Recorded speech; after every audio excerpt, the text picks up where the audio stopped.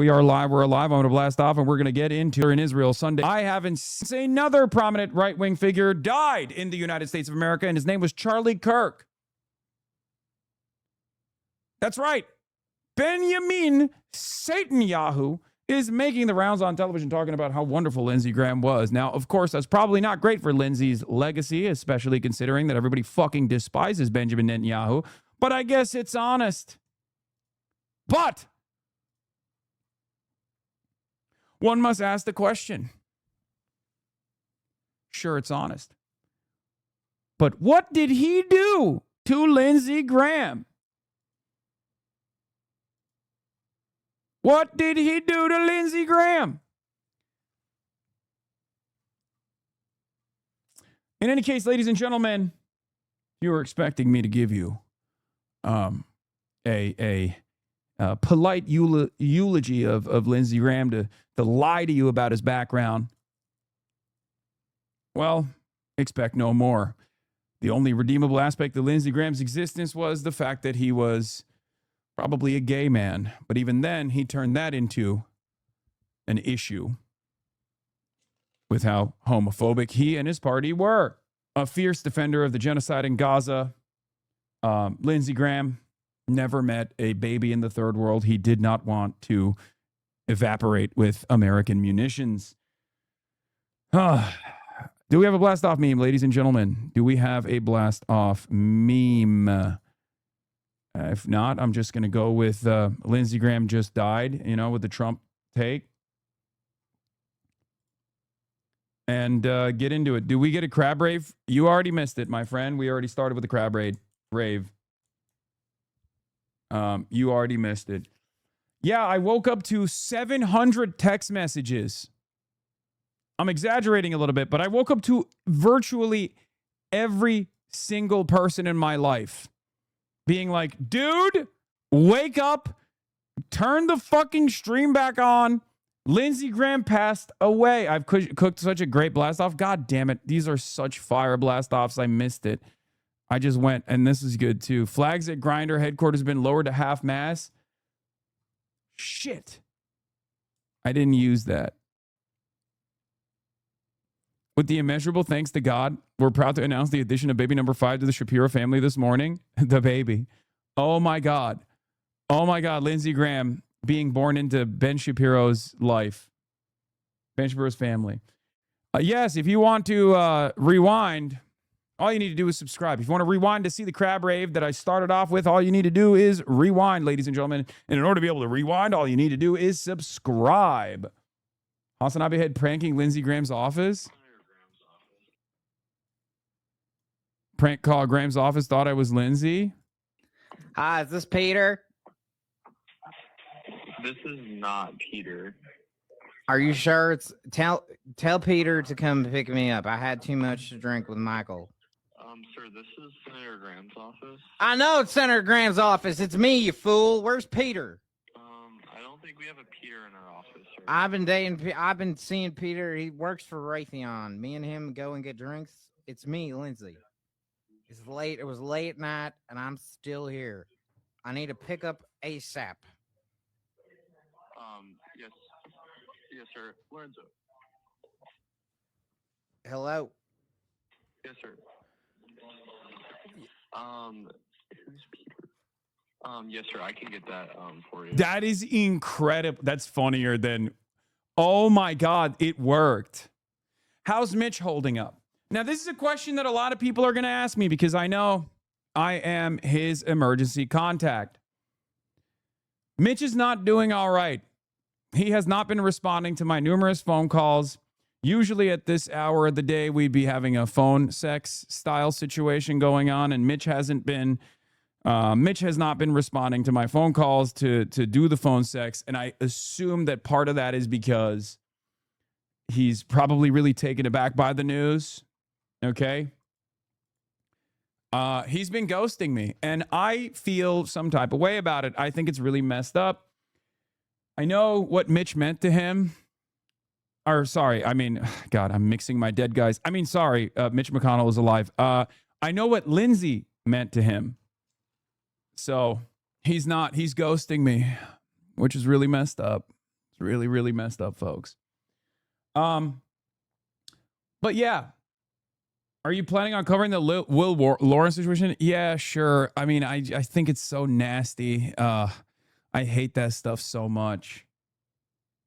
Will Lawrence got hit with the crime of making a statement that is like objectively true, and then having it get clipped in a nefarious way to foment some kind of like racialized animus.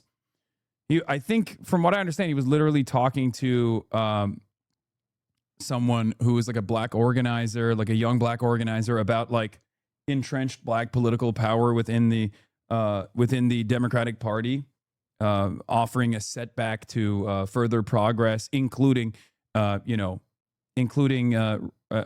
abject refusal of younger black voices from entering the fray, and they cut it to make it seem like that he's being anti-black or something. It's a classic situation. I hate that. Anyway, let's finish this. Yeah, I need to get picked up ASAP. Okay, I'm at the Quiznos and. Damn, that's insane. That's an insane fit. Yeah, I got to get on my. Circle. Do you know where that is? That was not. He's, sir. I don't know Peter in our office. He's not in. We're having a liaison, man. It's undercover. He was gonna pick me up at the Quiznos. Okay. Okay. Oh, they thought I was Lindsey Graham. Oh, he believed it. I know. Chicago Bish. He believed it. That was awesome. Lindsey Graham after fighting for the top bunk in hell with Charlie Kirk. Dude, listen. Disavow. So Lindsey's NDA expires, so people are coming out about him. Just woke up to find out Lindsey Graham is dead. Law. Most of you know him as the homophobic senator for South Carolina, but to me, he will always be the man who paid a Twinkie pre-transition college student a fast stack of cash to do unspeakable things to him in a hotel room while he wore red lingerie. It is a canon trans event to have far-right freaks bankrolling you, then turning around and voting against you. People love to judge us, but I never see them opening their wallets. Shout out to sex workers everywhere forced to humanize their enemies just to make rent. It's an absolute mindfuck to me that one of the reasons I have any semblance of financial security and a lack of student loans is because of this man. At the time, I had no idea who he was, and I only figured it out because another group of twinks leaked Lady G to the media. Some queers tried the grandstand critique this, saying we shouldn't out people. I believe bigots with power deserve no peace or privacy, especially when they hold public office. I'm glad they did it. Icons forever. Anyway, if you ever enjoy what I do on the internet, I know that is in part because of Lindsey's generous donations over a decade ago. Oh my God. Because of Lindsey's generous donations, I've ever sent you dollars or something. Know that was kickstarted by the now deceased sissy senator from South Carolina. Oh my God, Lindsey, rest in hell for what you did to our community. I will continue to love queer and trans people harder than you ever hated us. You loved every second of our time together, and now everyone knows. Kissy face. Dude, this is going to be an insane week. This is going to be an insane week because Lindsey Graham is a demon. Like, Lindsey Graham was a demon. He was a very bad guy. I will, it's going to be tough to fully explain to you how much of a bad guy he was. I'm going to try to do my very best. Okay? I'm going to try to do my very best. But god damn, dude. I mean, he was such a fucking demon. Because, like, look, the American Congress is comprised of the worst of the worst people on the planet. Like, if you were to look at individuals with so much power, so much destructive capability, the American Congress is up there as far as, like, historical forces of ultimate evil goes. Lindsey Graham is above the fold. He is above the average level of evil you automatically subscribe to if you're a part of the American Senate. Like, he is one of the worst of the worst. A gay man who was in the closet, who was, obviously unbelievably homophobic, unbelievably transphobic. That's on the domestic side. Someone who obviously was in favor of ruining the lives of tens of millions of women, with his pro-life sentiment. All that stuff is real. As a Republican, as a regular Republican, he obviously contributed to a tremendous amount of damage here in the United States of America, right? But what makes Lindsey Graham exceptional, what makes Lindsey Graham uniquely demonic, uniquely evil, is his bloodlust, okay? Lindsey Graham was always at the tip of the spear when it comes to American war machine endeavors.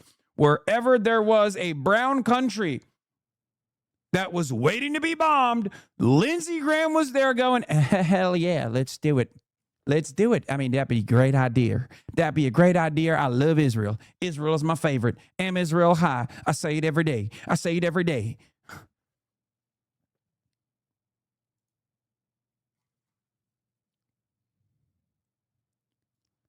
Look, and on top of that, he was such an inconsistent charlatan. In 2016, he said, we are going to vote in Donald Trump into office, and he's going to ruin this nation, and he's going to ruin this party, and we are going to deserve it. And then he puckered his lips and planted them inside of Donald Trump's ass cheeks for the next fucking decade, till the bitter end. That's who Lindsey Graham is. And let me tell you something. Maybe some of you are not very political. That'd be really funny. You're watching me on a fucking Sunday. So obviously that's probably not the case. But you can tell a lot about a man about the way he treats the legacy of his best friends. Now, Lindsey Graham is a bad guy for his policies. We know that. And we will get to that. There's plenty to talk about there. But Lindsey Graham was also an exceptionally fucked individual because his best friend in Congress, alongside another demon, Joe Lieberman, that's the independent Democratic spoiler, Joe Lieberman. Fuck him too. Okay. But his best friend in Congress was a little known man by the name of John McCain, also known as Bomb Iran John McCain, also known as I like my war heroes not captured John McCain. That's what Donald Trump said about John McCain. Now, John McCain was known as a maverick.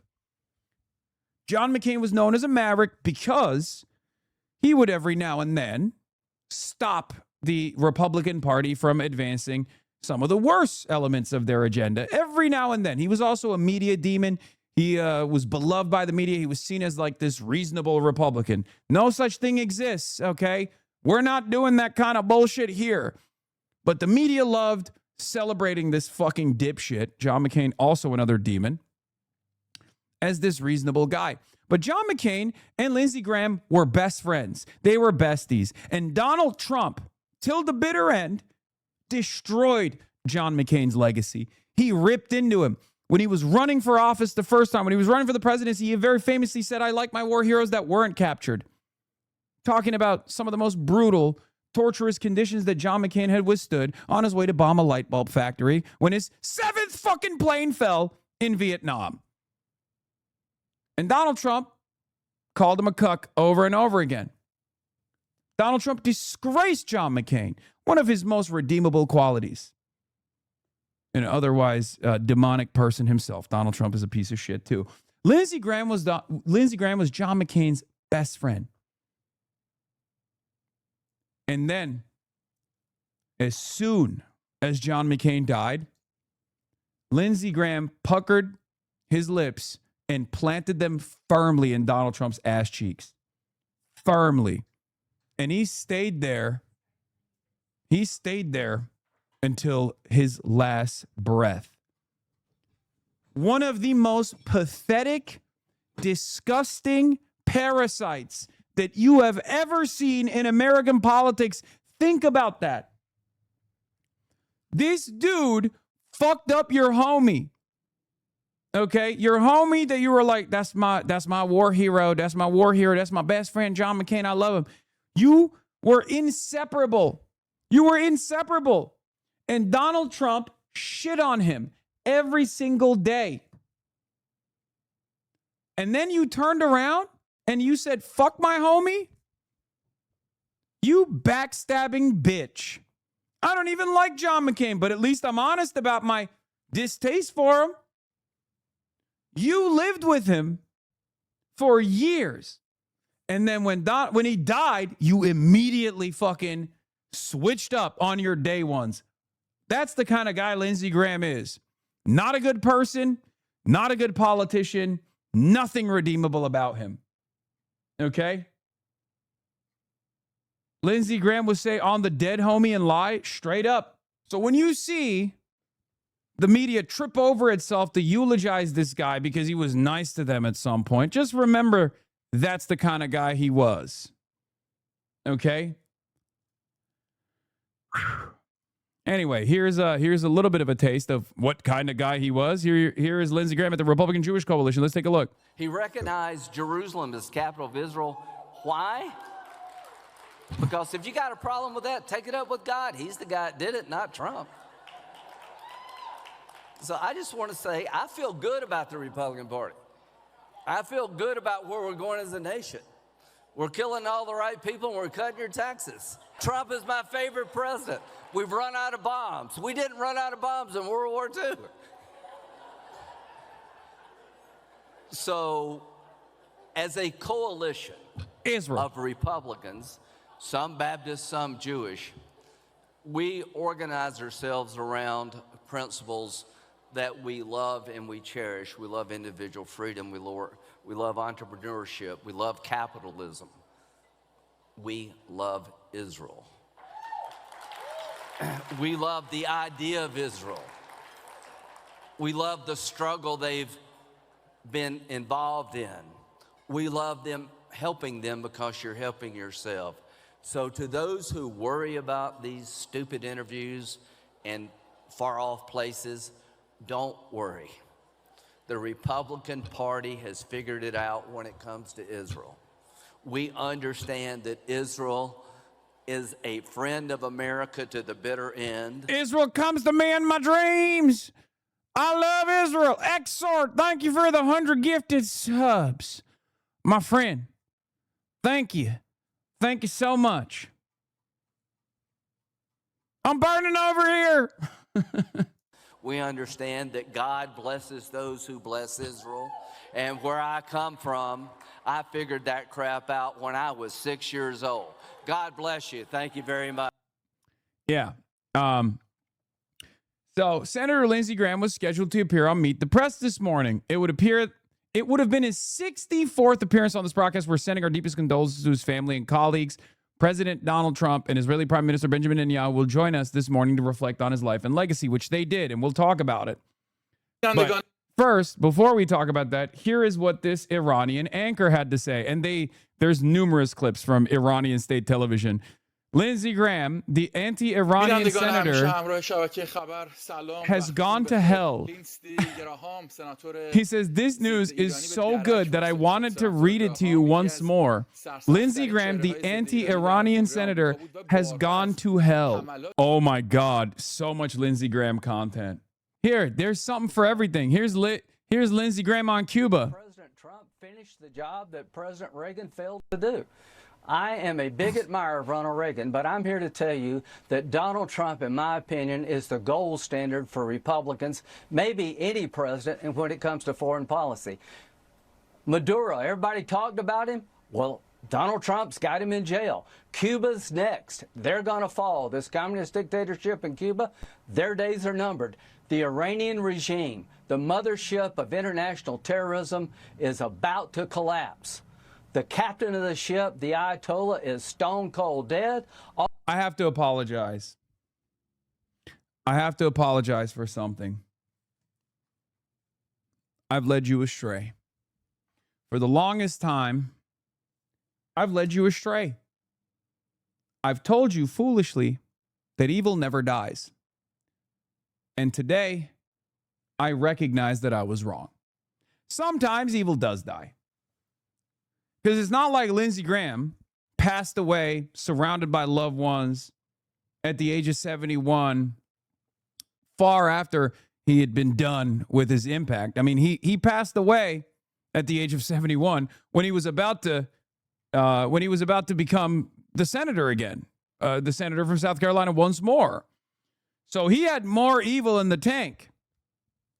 He had far more evil in the tank, and I don't even know what the events surrounding his untimely demise are, because he seemingly was in operation. He seemingly was still perfectly willing, perfectly able, perfectly capable to do more harm.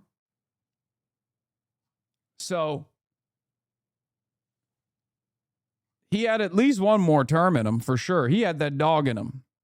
What was sustaining his life force was the continuation of American empire. So it's very strange.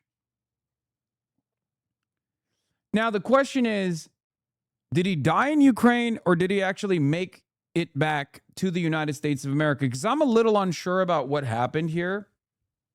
Because he was in Ukraine the night prior, and I think he died in the United States.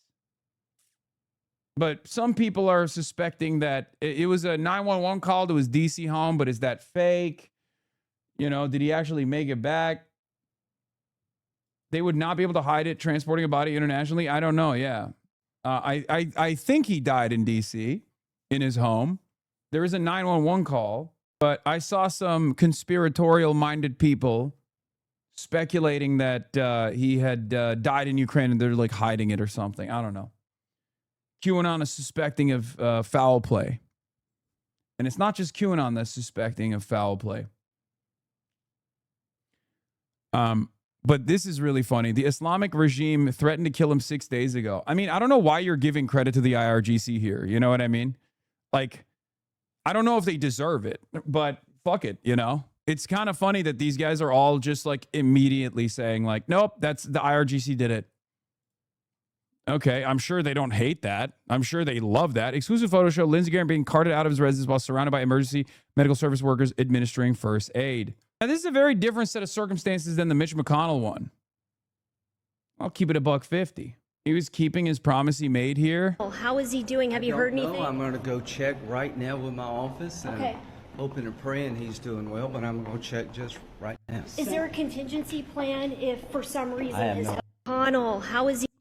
Bro, ain't no way he said, I'm going to go check, and he actually was serious about it. This is one, promises made, promises kept. He'll be back. He was just checking in on Mitch, dude. Yeah. It's not a joke. Yes, this is the last photo of Lindsey Graham to exist. It's Lindsey Graham holding a drone yesterday in Ukraine. I thought this was a joke or trolling. Nope, it's real. This may be one of the very last pictures ever published of Lindsey Graham from his Ukraine visit, published yesterday in the Kyiv Post. Yeah. He went to Ukraine to visit a drone factory, which again is like shocking.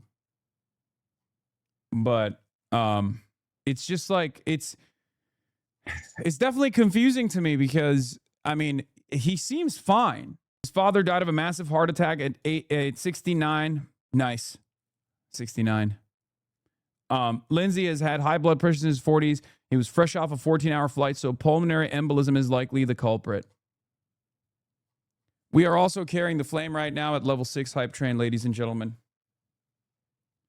Ladies and gentlemen, we're carrying the flame at level 10 hype train. You already know. If you like independent media, please subscribe to the Piker Broadcasting Service, the People's Broadcasting Service. Wasn't he supposed to be a Russian stooge? Lindsey Graham? Fuck no. Lindsey Graham was #1 on the Ukraine front. Him, Elizabeth Warren, these guys were like all over it. That's not. Lindsey Graham famously, remember that quote that I always repeat when I always mention? Like, this is probably the least bad thing that he was doing. Let's be real, as far as like, as far as his like foreign policy stuff goes, as I've already maintained, it's like America's on the right side for the wrong reasons. And Lindsey Graham openly admitted that it was the wrong reasons, right? He straight up he is responsible for the quote that I've used over and over again. The idea that the Ukraine war effort was going fantastic. We've reduced our foreign adversaries' military by 50% without losing a single American active duty service member for the mere cost of 5% of our military budget. I'd say that's a great investment. That's what Lindsey Graham said, something along those lines. I'm paraphrasing here. Gay community lost a real one today. Yeah, first Mitch, now Lindsey. Some of the elders. Did he do poppers? I don't know if he was doing it last night, but guess what, dude? Have no fear. All of your questions will be answered. They got the best people on the job. Senator Lindsey Graham was a devoted public servant, a fierce defender of our nation, a true patriot who dedicated his life to the people of South Carolina and the United States. Our prayers are with his family, loved ones, colleagues, and all those who knew him during this devastating time. The FBI is assisting local authorities and has made every necessary resource available. They got the best people on the job, folks. Do not worry. This was traumatizing to read this morning. Oh, God. Oh, dude, this is the ladybug thing. No. That's too much. That's too much for now. We'll get to that later. Nasty. Don't bring that up. Do not bring the ladybug shit up right now. Come on, dude. Delete. It's too much. Ladies and gentlemen, People's Broadcasting Service, Piker Broadcasting Service on a hype train level 7. At level 10, we carry the motherfucking flame.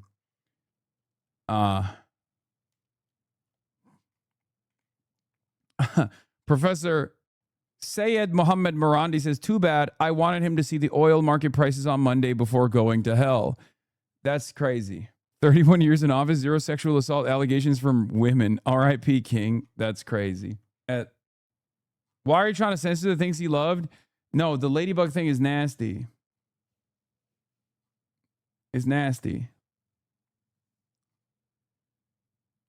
How close the GOP is to losing their majority in the Senate?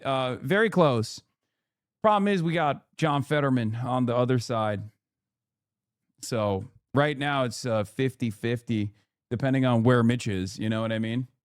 If Mitch is gone, then what is this? Breaking. An Iranian regime account is not claiming Iran assassinated Senator Lindsey Graham. They just released one of their state-sponsored IRGC. Again, you know what's funny about this? I don't think you want to say this.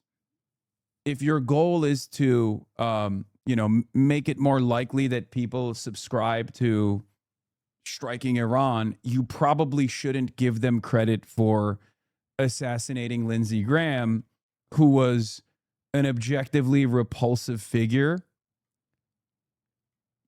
So that's the issue here. Like it's not. I don't think people are going to look at this and go, wow, this must have been an Iranian assassination, and therefore I hate them more now. We should definitely bomb them. You're giving them credit for perhaps the highest profile assassination that Iran could have ever pulled off.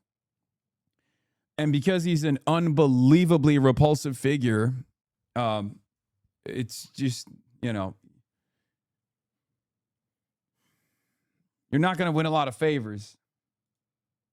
Lindsey Graham, TTV, fuck you. Pretty great. Reagan been dicking me down crazy. Lindsey Graham, TTV. I can't die now. Wait, shut the fuck up. Is this serious? Trump told Graham he was preparing to launch fresh strikes against Iran after another attack on commercial ships in the Strait of Hormuz. Oh my God. We cracked the case. Oh my God. He's coming off of a 14-hour flight. And Donald Trump gives him such spectacular news that he has the hardest boner he's ever had, and it causes him to have a heart attack. That's it. No, he nutted too hard. It's clear. He heard the likelihood of dead Iranian children. He heard about Donald Trump bombing Iran extra hard, and he had a heart attack. Clearly. Trump told Graham he was preparing to launch fresh strikes against Iran after another attack on commercial ships in the Strait of Hormuz. A person who spoke with Graham shortly afterwards said the senator complained that he was feeling unwell. When the person urged him to seek medical attention immediately, Graham said he would do so Sunday morning after his scheduled appearance on NBC's Meet the Press. Graham then joked, "I can't die now. I still need to do the Russia sanctions, get Iran sorted out, and do Israeli-Saudi normalization."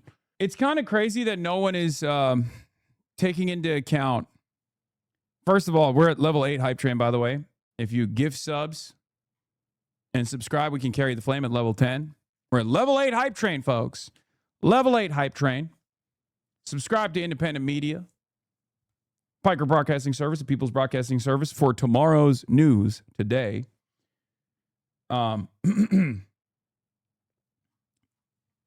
Right. 1 minute remaining at level 8 hype train. It is pretty crazy. It's also the worst guy ever gets to eulogize you, and he's just going to fucking farm your death. Okay. The People's Broadcasting Service, Piker Broadcasting Service, is sponsored by you, the people, for you, the people, and nobody else. No ads, just the news. For tomorrow's news today. Okay. What the hell is this? Miss Lindsay for level 10 hype train? What? I'm not going to play this, dude. Come on. Not because it's like disrespectful to Lindsey Graham's legacy or something. I obviously clearly don't care about that, but because it's probably cringe. I'm sorry.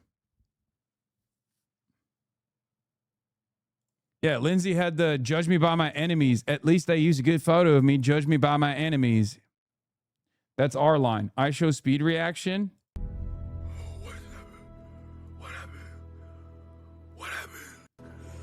What happened?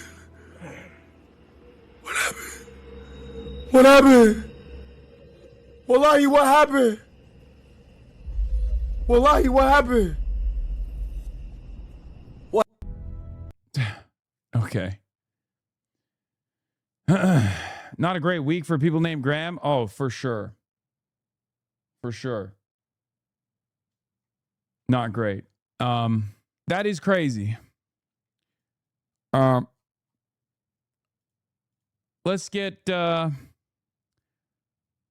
get started on I guess before, because I have a Rokana interview that I'm going to be conducting in a little bit, but let's get started on Lindsey Graham and the ridiculous glazing that he's receiving currently. We're at level 9 hype train, by the way. Subscribe to the Piker Broadcasting Service for free with a Twitch Prime, or for $6, or you can gift a sub to others.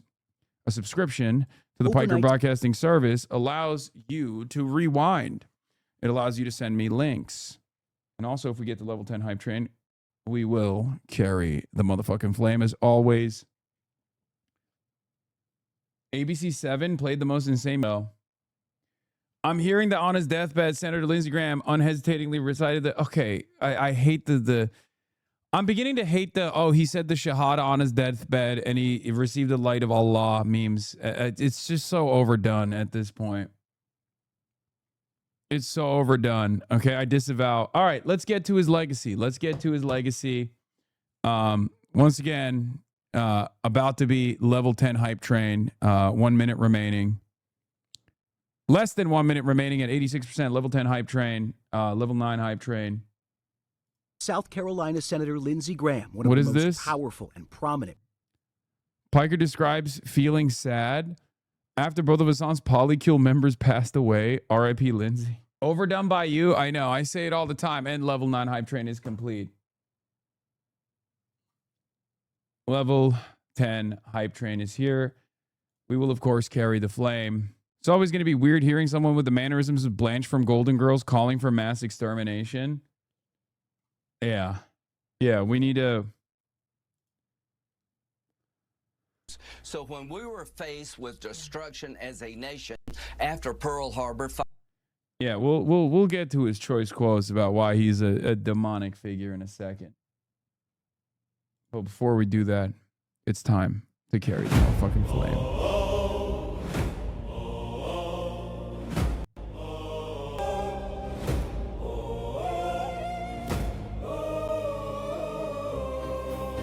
Sarsılmaz durdu Fırtınanın sesi iman erliydi, dirildi yüreğim. Gerçeği söyledi, bedel ağırdı. Allah için ölümden korkmadı. Biz Kırkoğlu'yuz, alev taşırız. Hakkı savunur, adını anarız. Oh no. He said biz Kırkoğlu'yuz. Sarsılmaz birlik cenneti Son of Kırk. Eş ve baba ailesi kalbindeydi. Kur'an üstüne ev imansız olmaz. Dünya susturmaya çalıştı onu. Bizde yaşıyor, yolunda sürer. Biz Kırkoğlu'yuz, alev taşırız.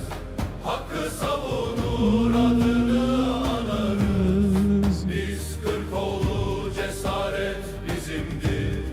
Sarsılmaz birlik, cenneti duyururuz. Savaş alevlendi, karanlık çöker. Biz Kırkoğlu'yuz. Ruhuyla yükseldik, çağrıya uyduk. Doğru. Gerçek sonsuz. As bayrakları. Aydınlık. Allah Charlie Kırkoğlu için az. Bayrakları az. 30 değil, 30 oğlu değil, Kırkoğlu'yuz. Kırkımız. Biz Kırkoğlu, cesaret bizimdir. Sarsılmaz birlik, cenneti duyururuz. Biz Kırkoğlu'yuz.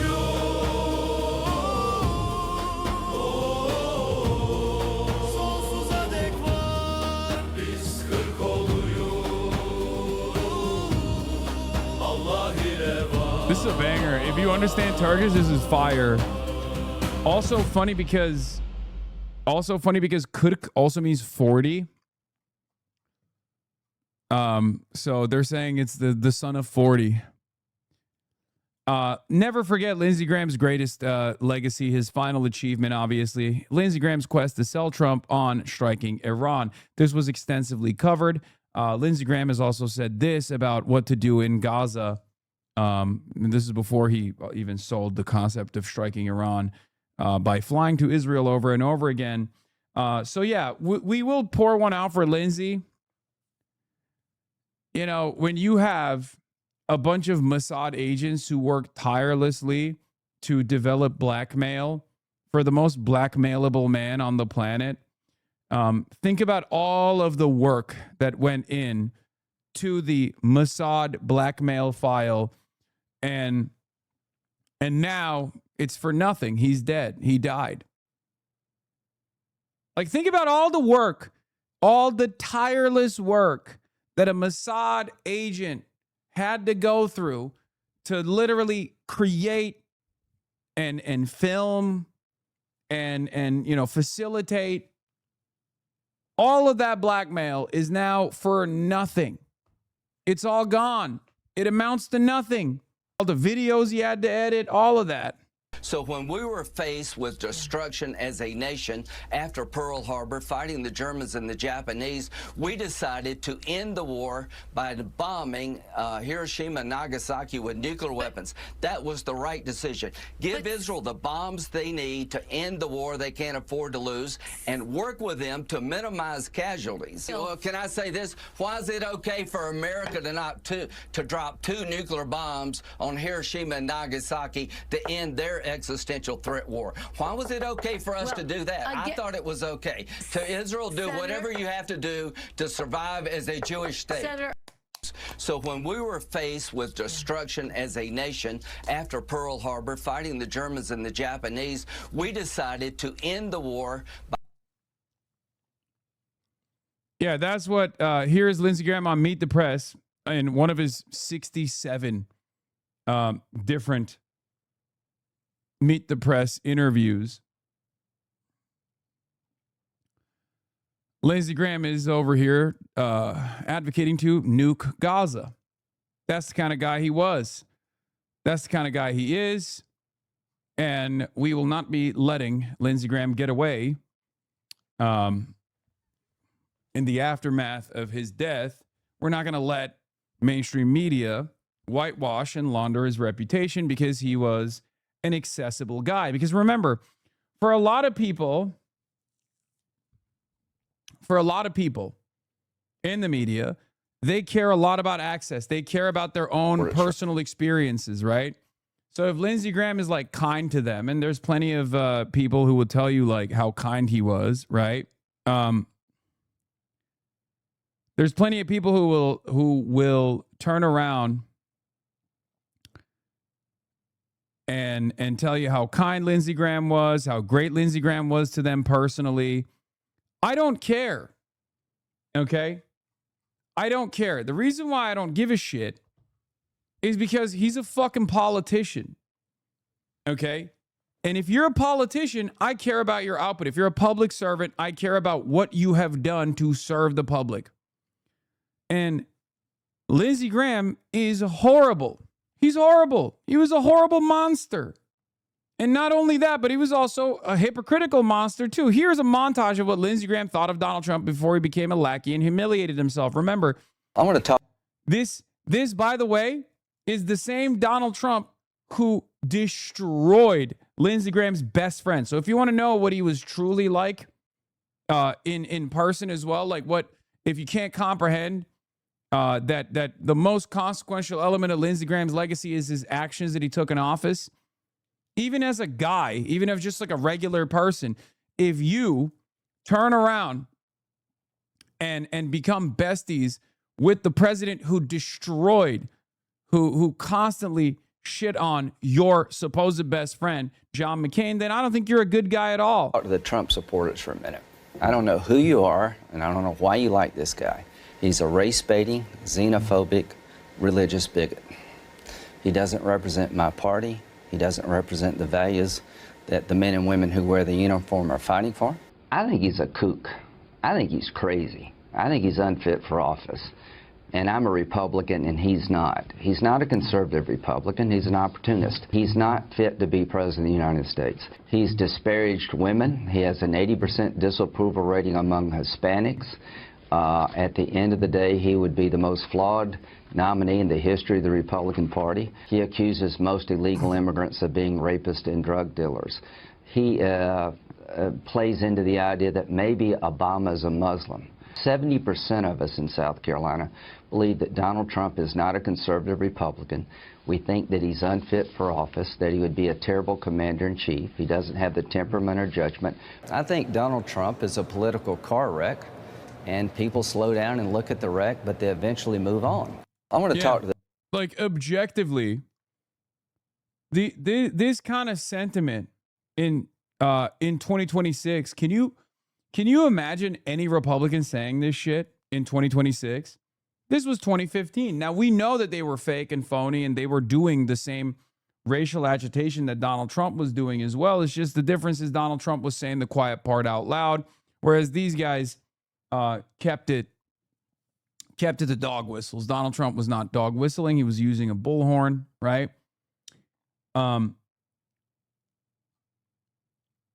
But like Donald Trump made the Republican Party far more honest in their dishonesty, in their cruelty, in their senseless desire to destroy marginalized populations. Okay? That's it. And that's who Lindsey Graham is. An empty suit. An empty vessel who was single-minded in advancing America's death and destruction campaign overseas. I just woke up and found out Lindsey Graham is dead and in hell, but only for being a homosexual, so I don't know how to feel about it. That's crazy. It worked. George W. Bush made mistakes, but he did adjust. I blame Obama for ISIL, not Bush. I'm tired of beating on Bush. I miss George W. Bush. I wish you were president right now. We wouldn't be in this mess. I'm tired of dictators walking all over us. I'm tired of siding with the Iranians and the Russians. Thank you, Governor. Worked. It worked. George W. Pam Bondi, cancer announcement. That's what I heard. Hunter Biden says, when I heard about Senator Graham's death last night, the first thing I thought about was not all the things he said and did in service of Donald Trump. I thought of the time before Donald Trump when he was a brother to Senator John McCain.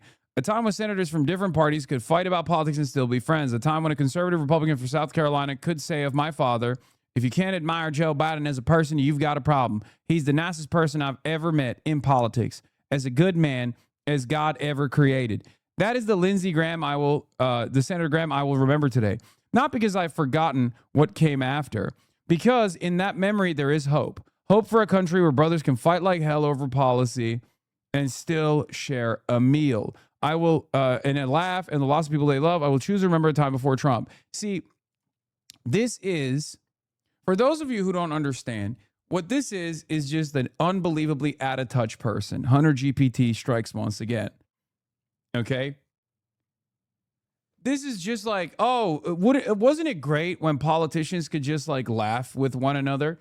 Who gives a shit?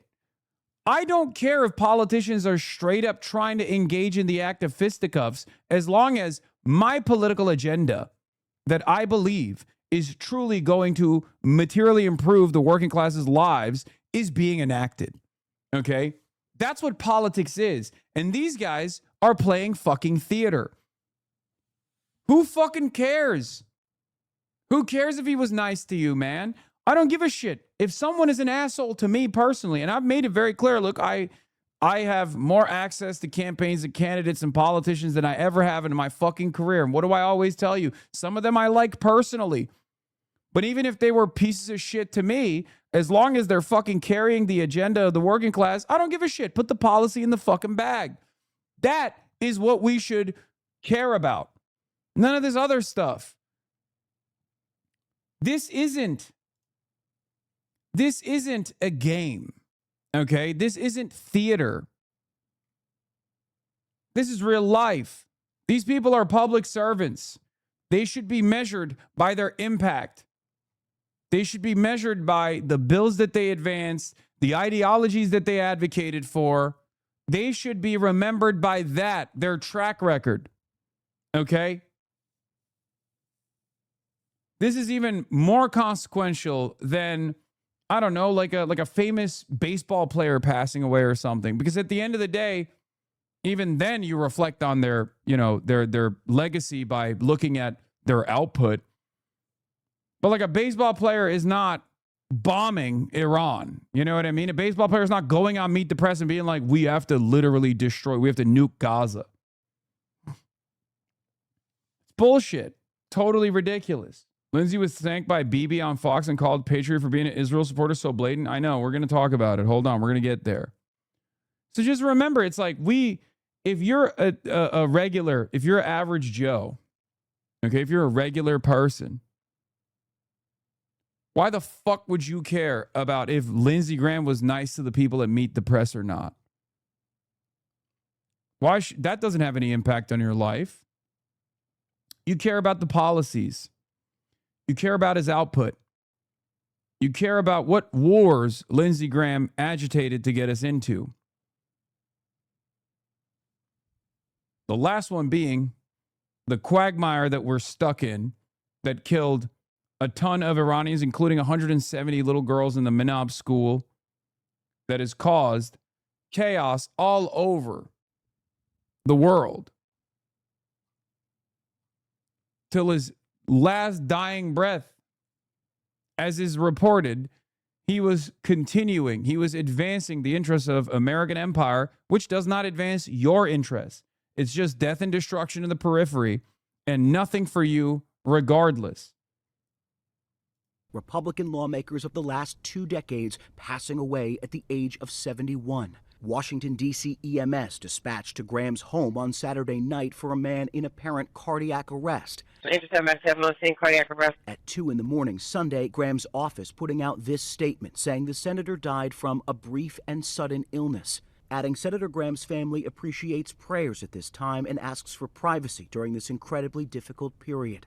Graham had just returned to Washington from a trip to Ukraine, seen here meeting with President Volodymyr Zelensky on Friday. South Carolina, an open seat. At the moment, it looks like the Republican is ahead. The senior senator from South Carolina served more than 30 years in Congress, more than 20 of them in the upper chamber, becoming one of its most recognizable members, even mounting a failed bid for president in 2016. No one here, including me, ever expected to hear me say, I'm Lindsey Graham, and I'm running for president of the United States.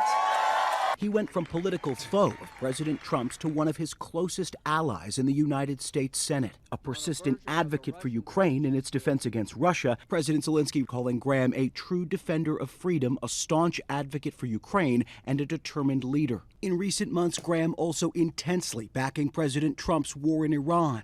We're comply with the law of war, but all hell's about to break loose on this regime. Graham also instrumental in confirming Trump's Supreme Court nominees and mounting this fiery defense of Justice Brett Kavanaugh in 2018. This is the most unethical sham since I've been in politics. Graham spending more time with Trump than perhaps any other lawmaker, serving as a key advisor. The pair often seen golfing. Overnight, the president calling Graham one of the greatest people and senators I have ever known, and a true American patriot. South Carolina's governor will now appoint an interim senator to fill Graham's seat until his term ends in January. Graham was running for re-election, so Republicans in South Carolina now have to hold a special primary to fill his spot on the ballot, Gio. And Jay, this comes as there are continued questions now about the health of Senator Mitch McConnell. That's exactly right, Gio. McConnell was checked into the hospital exactly 4 weeks ago today. His staff has still not said why. It's an unknown medical condition. His office continues to say that McConnell is getting treatment and that he's working on Senate business. The governor of Kentucky is demanding answers about McConnell's condition. And if McConnell continues to stay out and with Graham gone, that creates a numbers problem for Senate Republicans. They go from 53 voting Senate Republicans to just 51, Gio. Yeah, lots of questions there. All right, Jay O'Brien, thank you so much. Senator Lindsey Graham was as comfortable abroad as he was at home, visiting Ukraine just this Friday. Good, older, but no wiser. And using his bipartisan relationships and closeness to President Trump to finalize a new Russian sanctions bill he hoped would force Vladimir Putin to end the war. So when I get back to Washington, I'm going to go with Senator Blumenthal to the Republican and Democratic leader to see if we can find time to move this Russian sanctions package that would give tools. Dude, I think Nancy Mace is actually fucking insane. Like, there's something wrong with her. Because, like, look, you can't be shitposting like this if you're trying to replace Lindsey Graham's seat in the special election. Like, I think there's something truly fucked up in her brain, dude. Like, this is a crazy thing. This is some shit that, like, an anonymous shit poster on the internet or someone like myself would post. You know what I mean? Like, if your goal is to actually if your goal is to actually take over the role, how the fuck are you gonna, like, you look like a crazy careerist.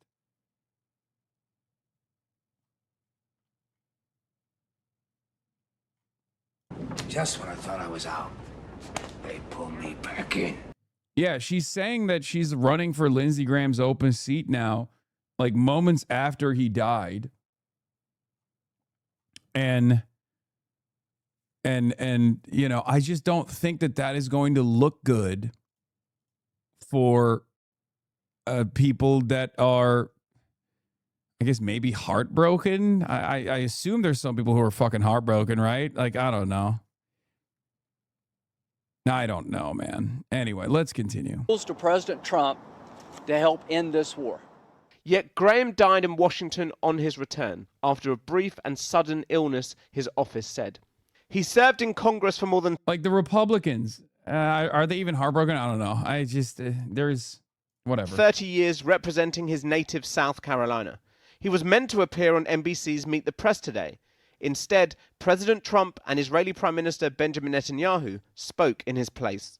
I just can't believe it. he was like a member of the family to me. It's very tough, actually. It's amazing.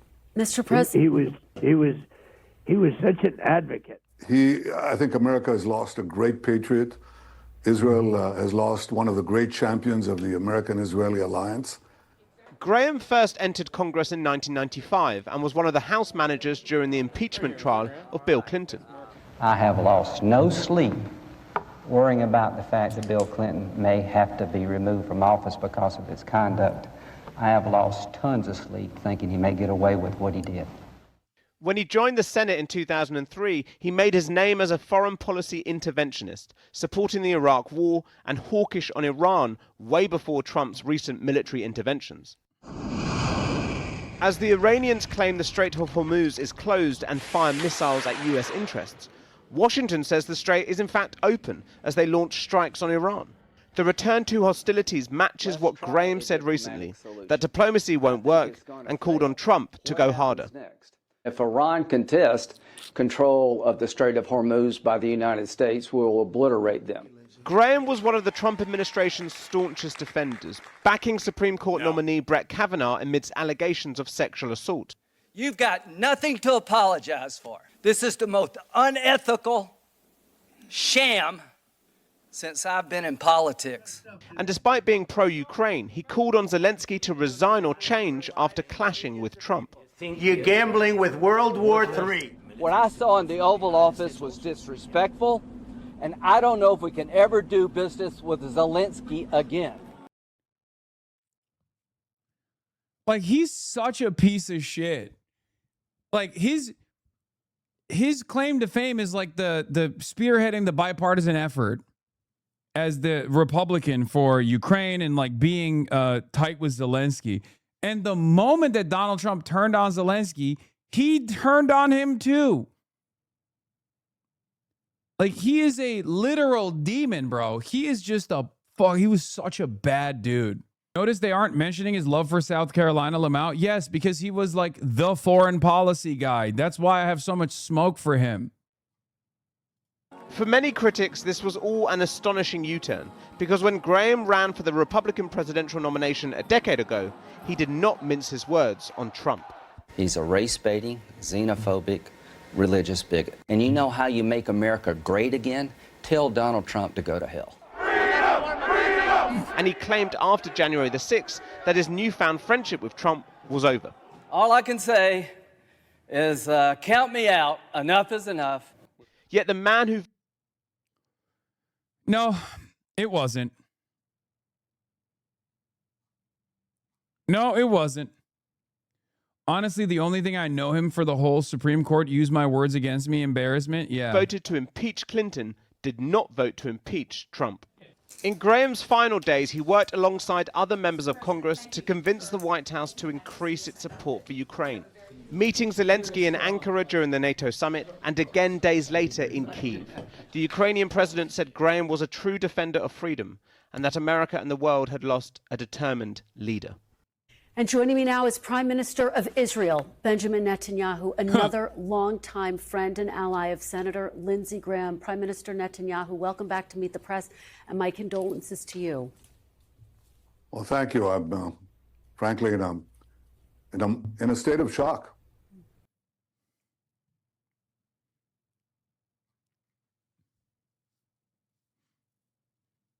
It's just not a good, like, if you're like family members of Lindsey Graham, you got to be like, dude, shut up, don't say anything. You're literally the modern reincarnation of Adolf Hitler, and you're like, that was my bestie. Also, this is this does remind me of the whole Charlie Kirk incident, when Benjamin Netanyahu immediately rushed to American television to be like, Charlie Kirk was a friend of Israel. We did not kill him.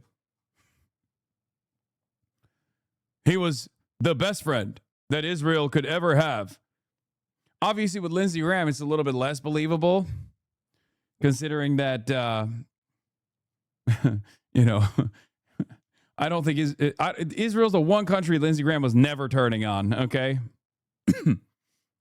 Rain or shine.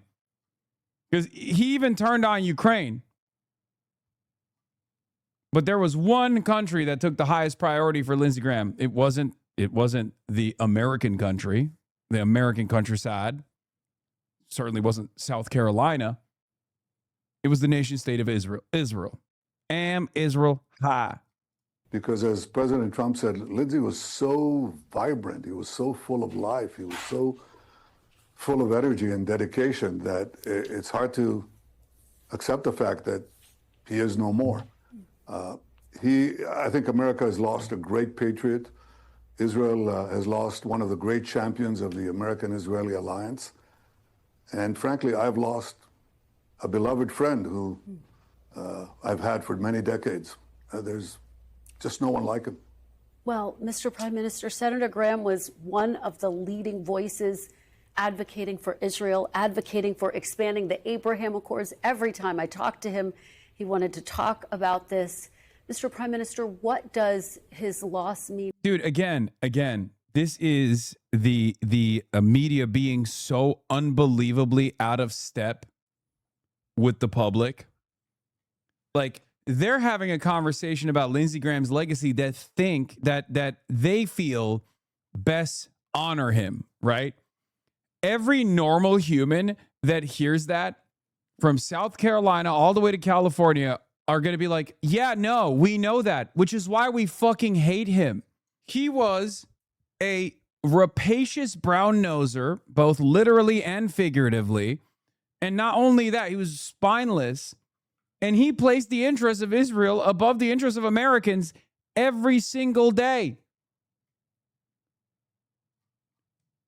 This kind of conversation in media circles might be a normal one, but if you're having it in public, it's not going to reflect positively on Lindsey Graham's legacy.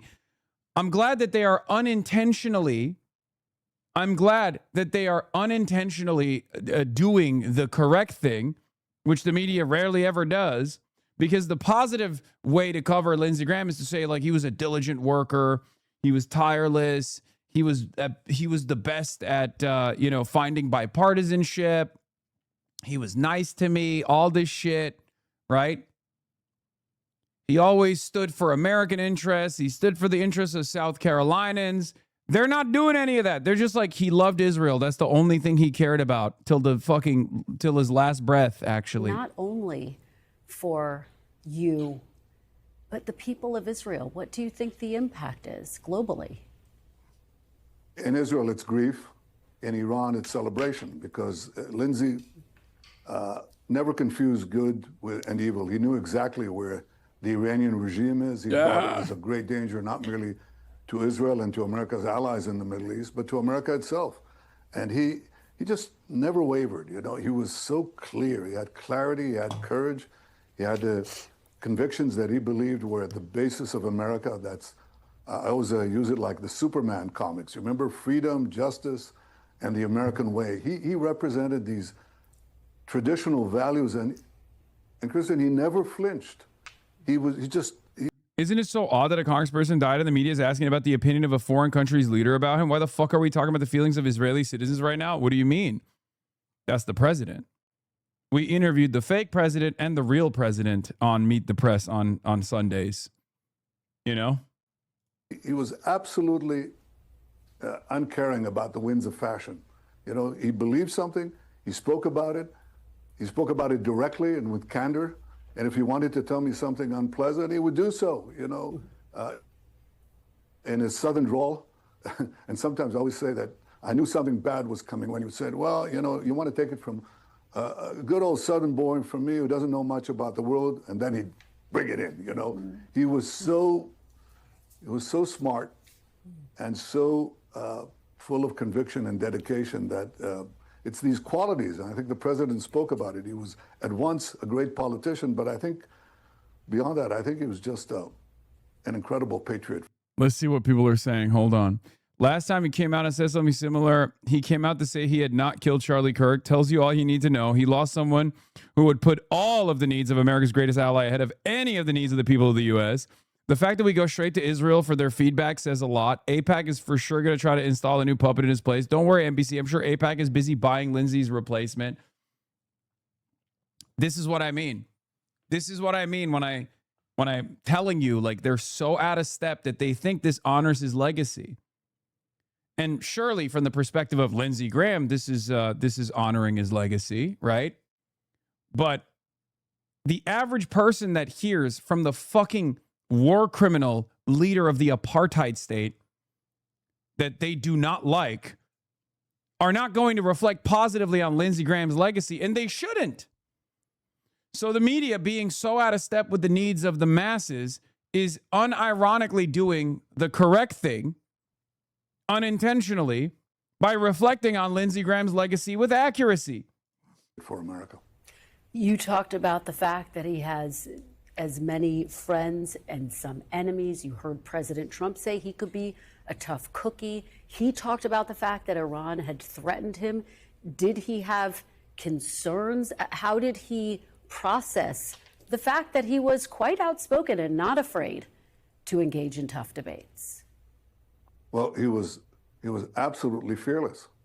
You know, we spoke about it more than once, but he was fearless, as he should be. He's a leader in public life, and you have to take those risks. But I frankly hope to have many more years of friendship with him, and enjoyed his indefatigable and incorrigible honesty. He was very honest about his views. And the amazing thing about Lindsey Graham is he put it directly. You know, he said, I stand with Israel openly. I know that the winds of fashion blow in another way. I couldn't care less. Sometimes he'd incorporate some words that I won't repeat now, but he was just so clear, so courageous, both for his own personal safety, but also for what he believed was absolutely necessary for America. And he believed that when you say that Lindsey Graham was a rapacious brown noser, both figuratively and literally, are you saying he ate ass forcefully? Yes, dude. It was a double entendre. Yes. Israel's security and America's security are intertwined. It wasn't just a spin or anything like that. It was something he held deeply for many decades, and I could see his contributions because he sometimes tried to out-negotiate me. You know, we were. It's just unbelievable. You know, we had with three American presidents, with President Clinton, President Obama, and President Trump. Remember how Lindsey joked about bombing the flotilla to Gaza? Hope Greta and her friends can swim.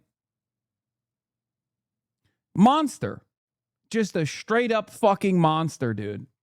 Just an awful villain of the highest order. And everyone, in an effort to entertain the optics of it all, are now going to do their very best to be like, oh my God, I can't believe the left is celebrating his demise. He was a young boy at the age of 71, a fresh babe in the womb by Senate standards. Look at Chuck Grassley. We had memorandums of understandings for support for Israel's military, which, by the way, I think we have time now we've come of age and we're able to draw them down to zero.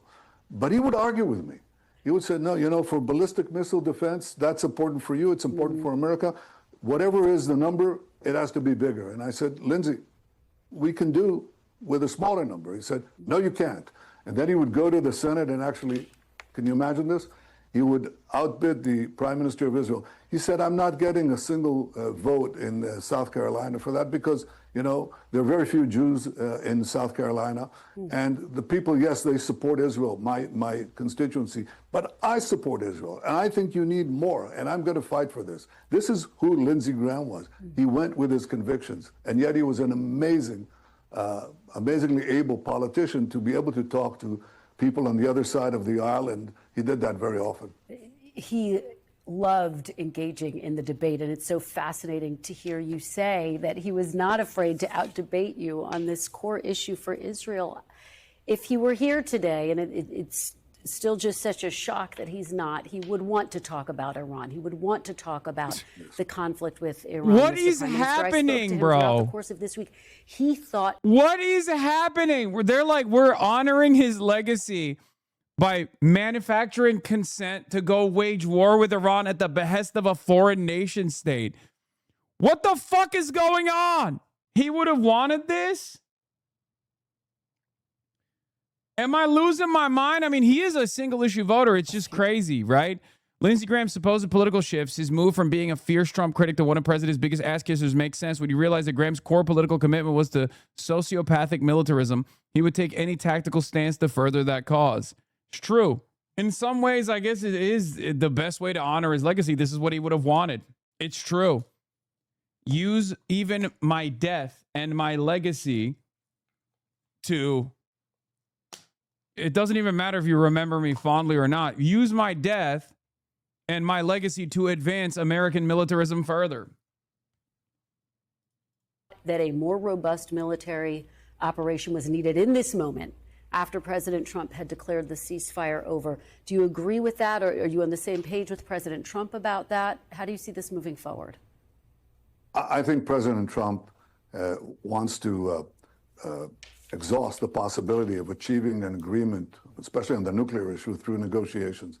But he is obviously not shy of using force when the Iranians break every commitment they make, and usually a few hours or a few minutes after they make it. So I think we should let the president have his opportunity.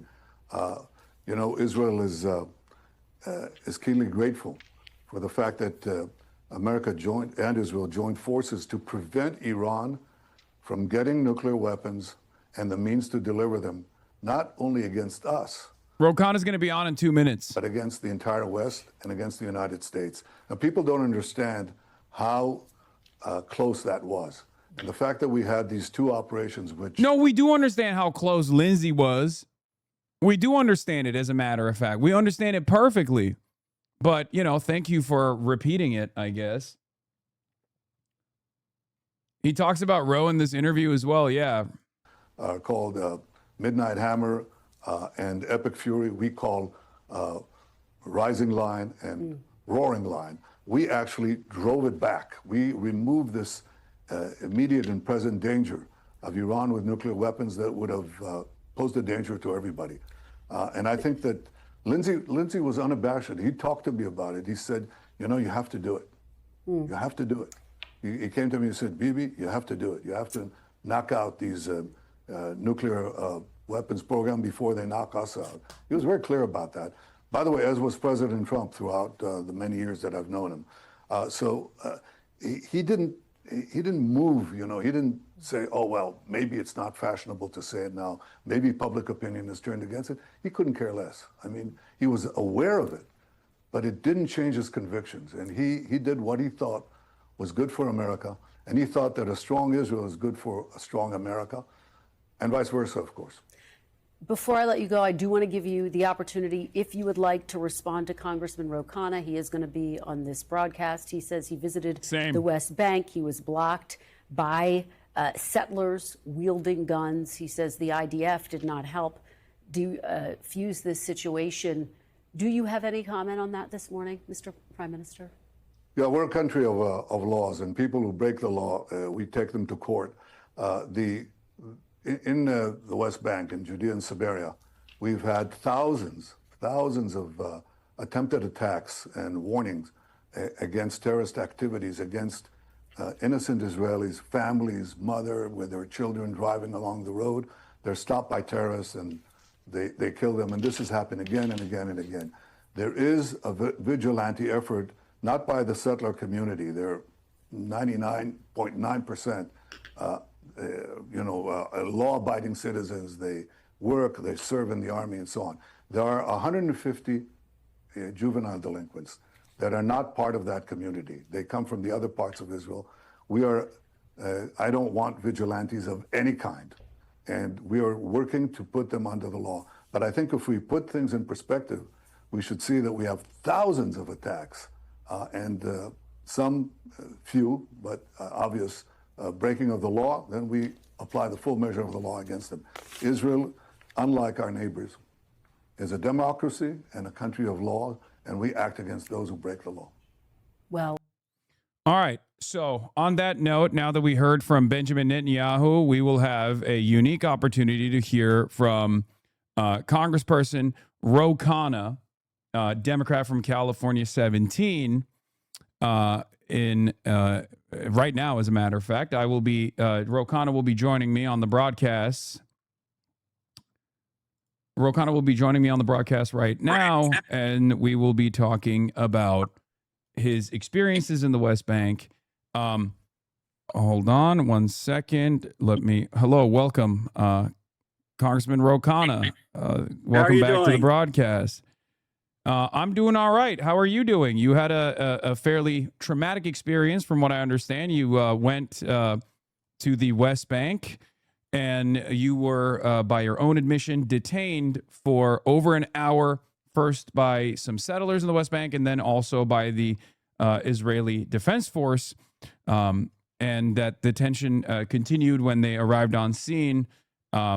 First of all, I want to talk to you about your experience, but right before we get into that, we just watched Benjamin Netanyahu respond on Meet the Press to some of the experiences that you had. I'm sure you've heard it by now because you were on Meet the Press, I suspect, earlier today. What did you have to say for Benjamin Netanyahu's commentary on this? Well, they're shameful. Both Netanyahu's comments and the Israeli ambassador. First of all, these were not juvenile delinquents. There is actually was an Israeli as part of our delegation, one of the security officials, and another person that was a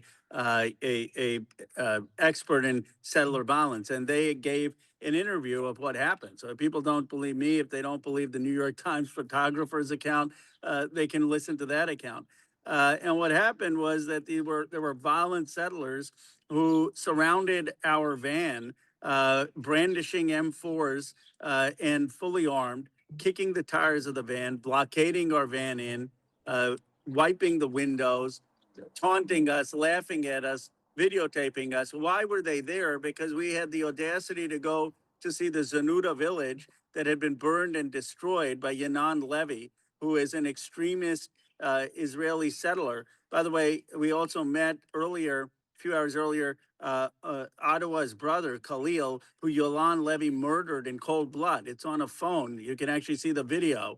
And this person is out free, basically a rogue vigilante. He burned down this Zanuda village, and he sent likely his thugs to detain us because he didn't want us to take the footage and tell the world about what happened in Zanuda and what happened at that elementary school. So we're there for 20, 25 minutes. I'm concerned, but, I think, okay, the police will come, the military will come.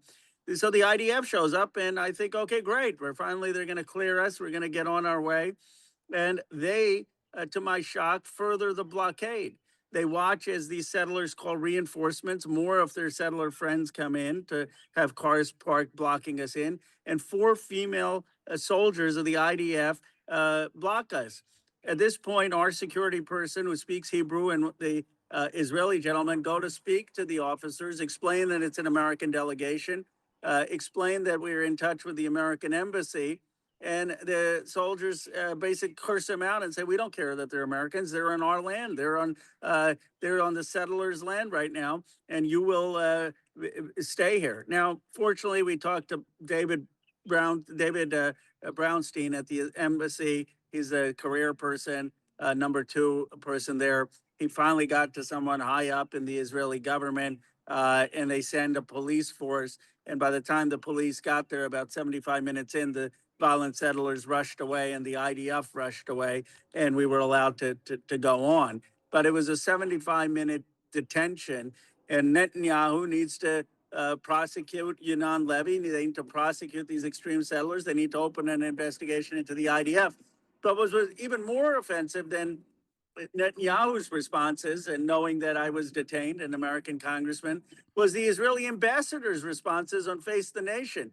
He says, "How dare Ro Khanna go on a trip to the West Bank, Palestinian-led. He informed us he was going, but he didn't take up our offer to meet and coordinate with the Israeli government, as if that justifies being detained." I did that on purpose. I've been to Israel multiple times. I wanted to see the West Bank from the lens of the Palestinians.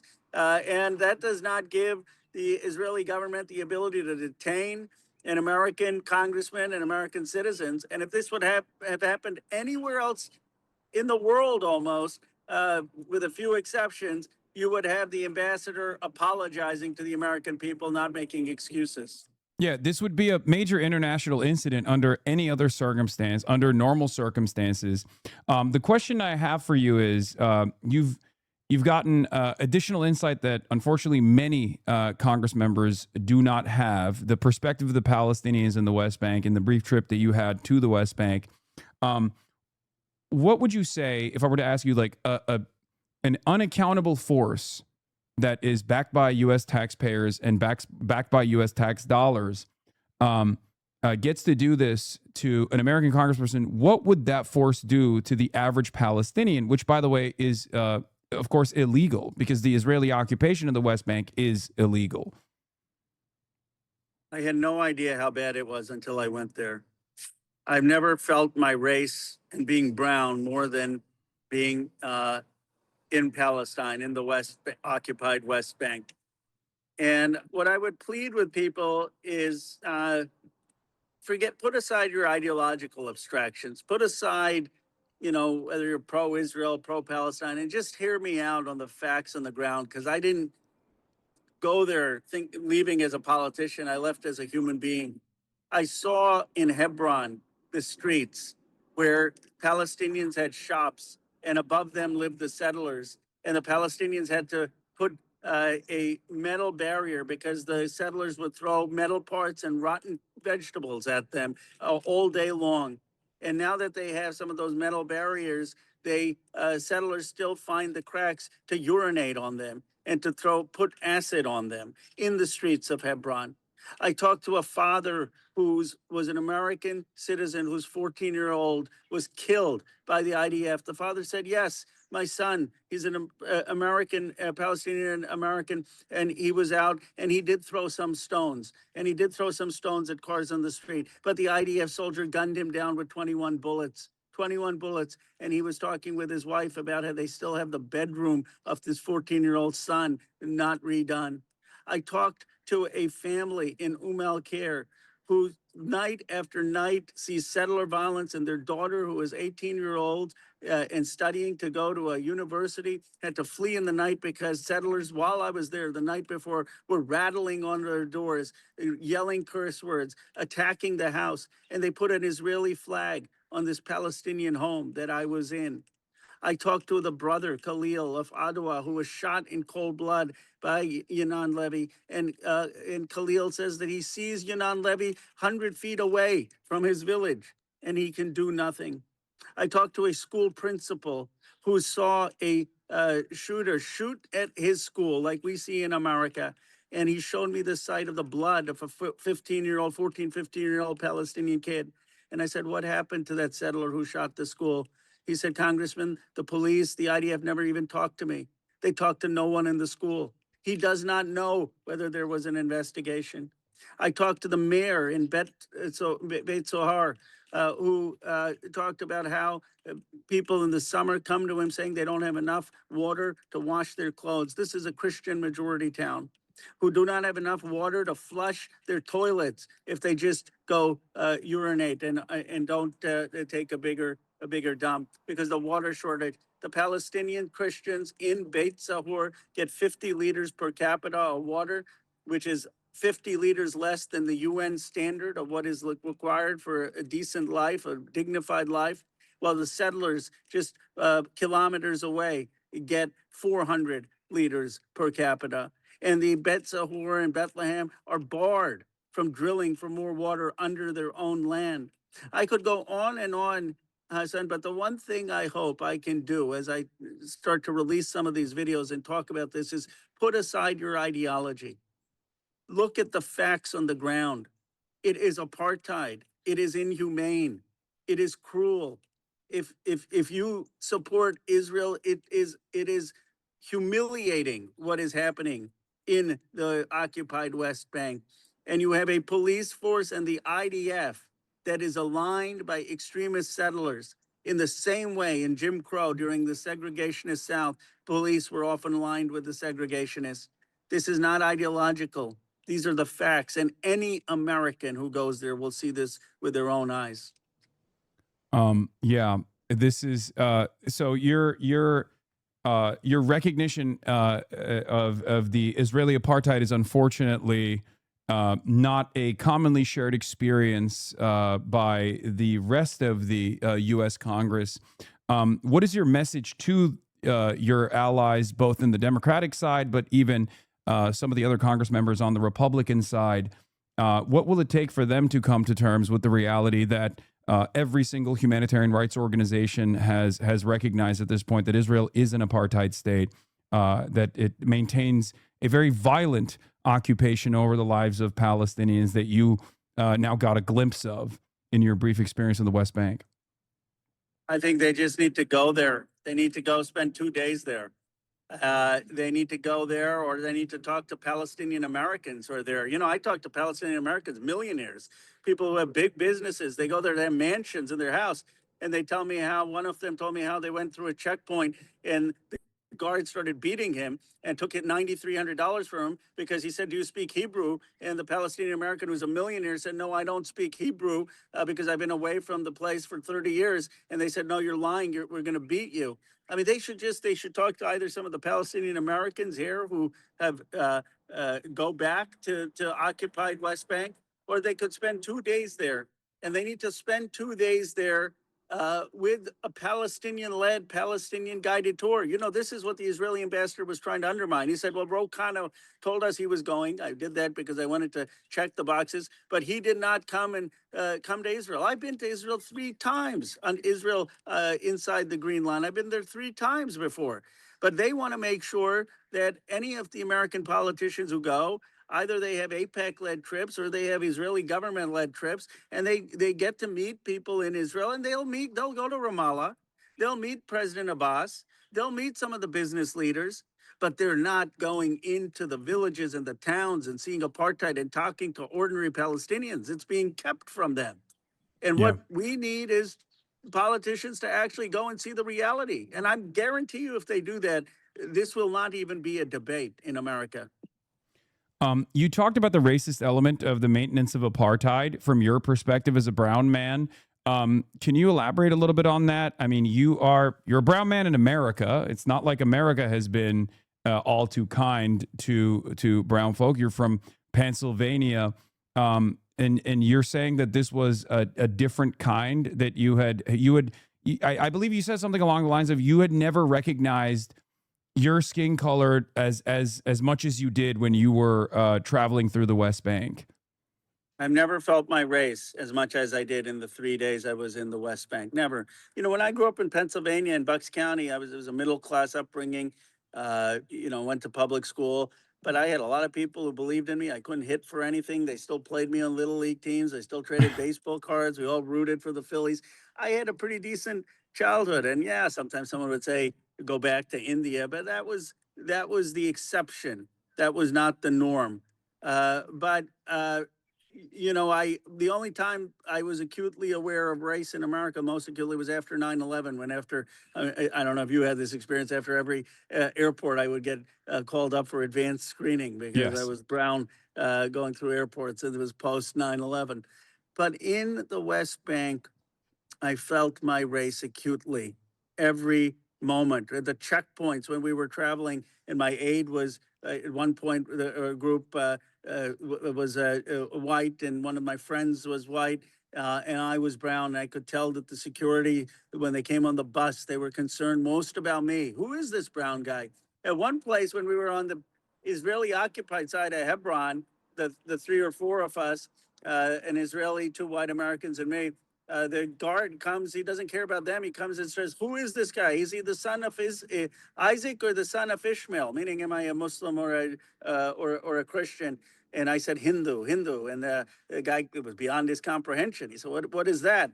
But I was so made aware of being brown. I was brown first, an American second, a congressperson third, but from the lens of people seeing me there, I was just a brown person. It is not just apartheid, it is a racial apartheid that is taking place there.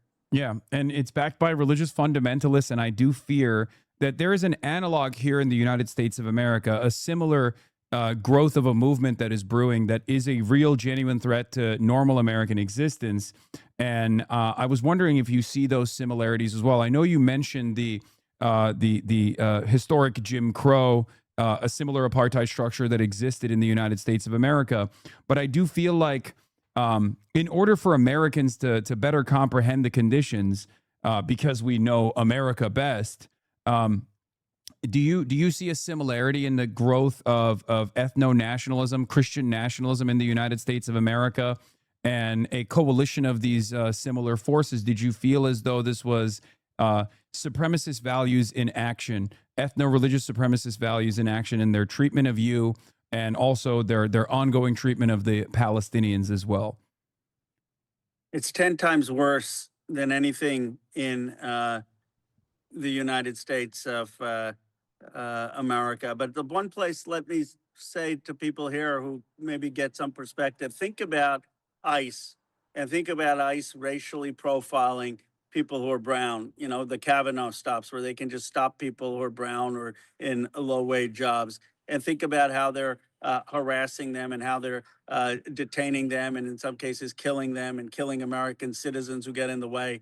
And think of basically the IDF in the West Bank as 10 times worse and rogue as what you imagine ICE to be, as a ICE that has absolutely no constraints, it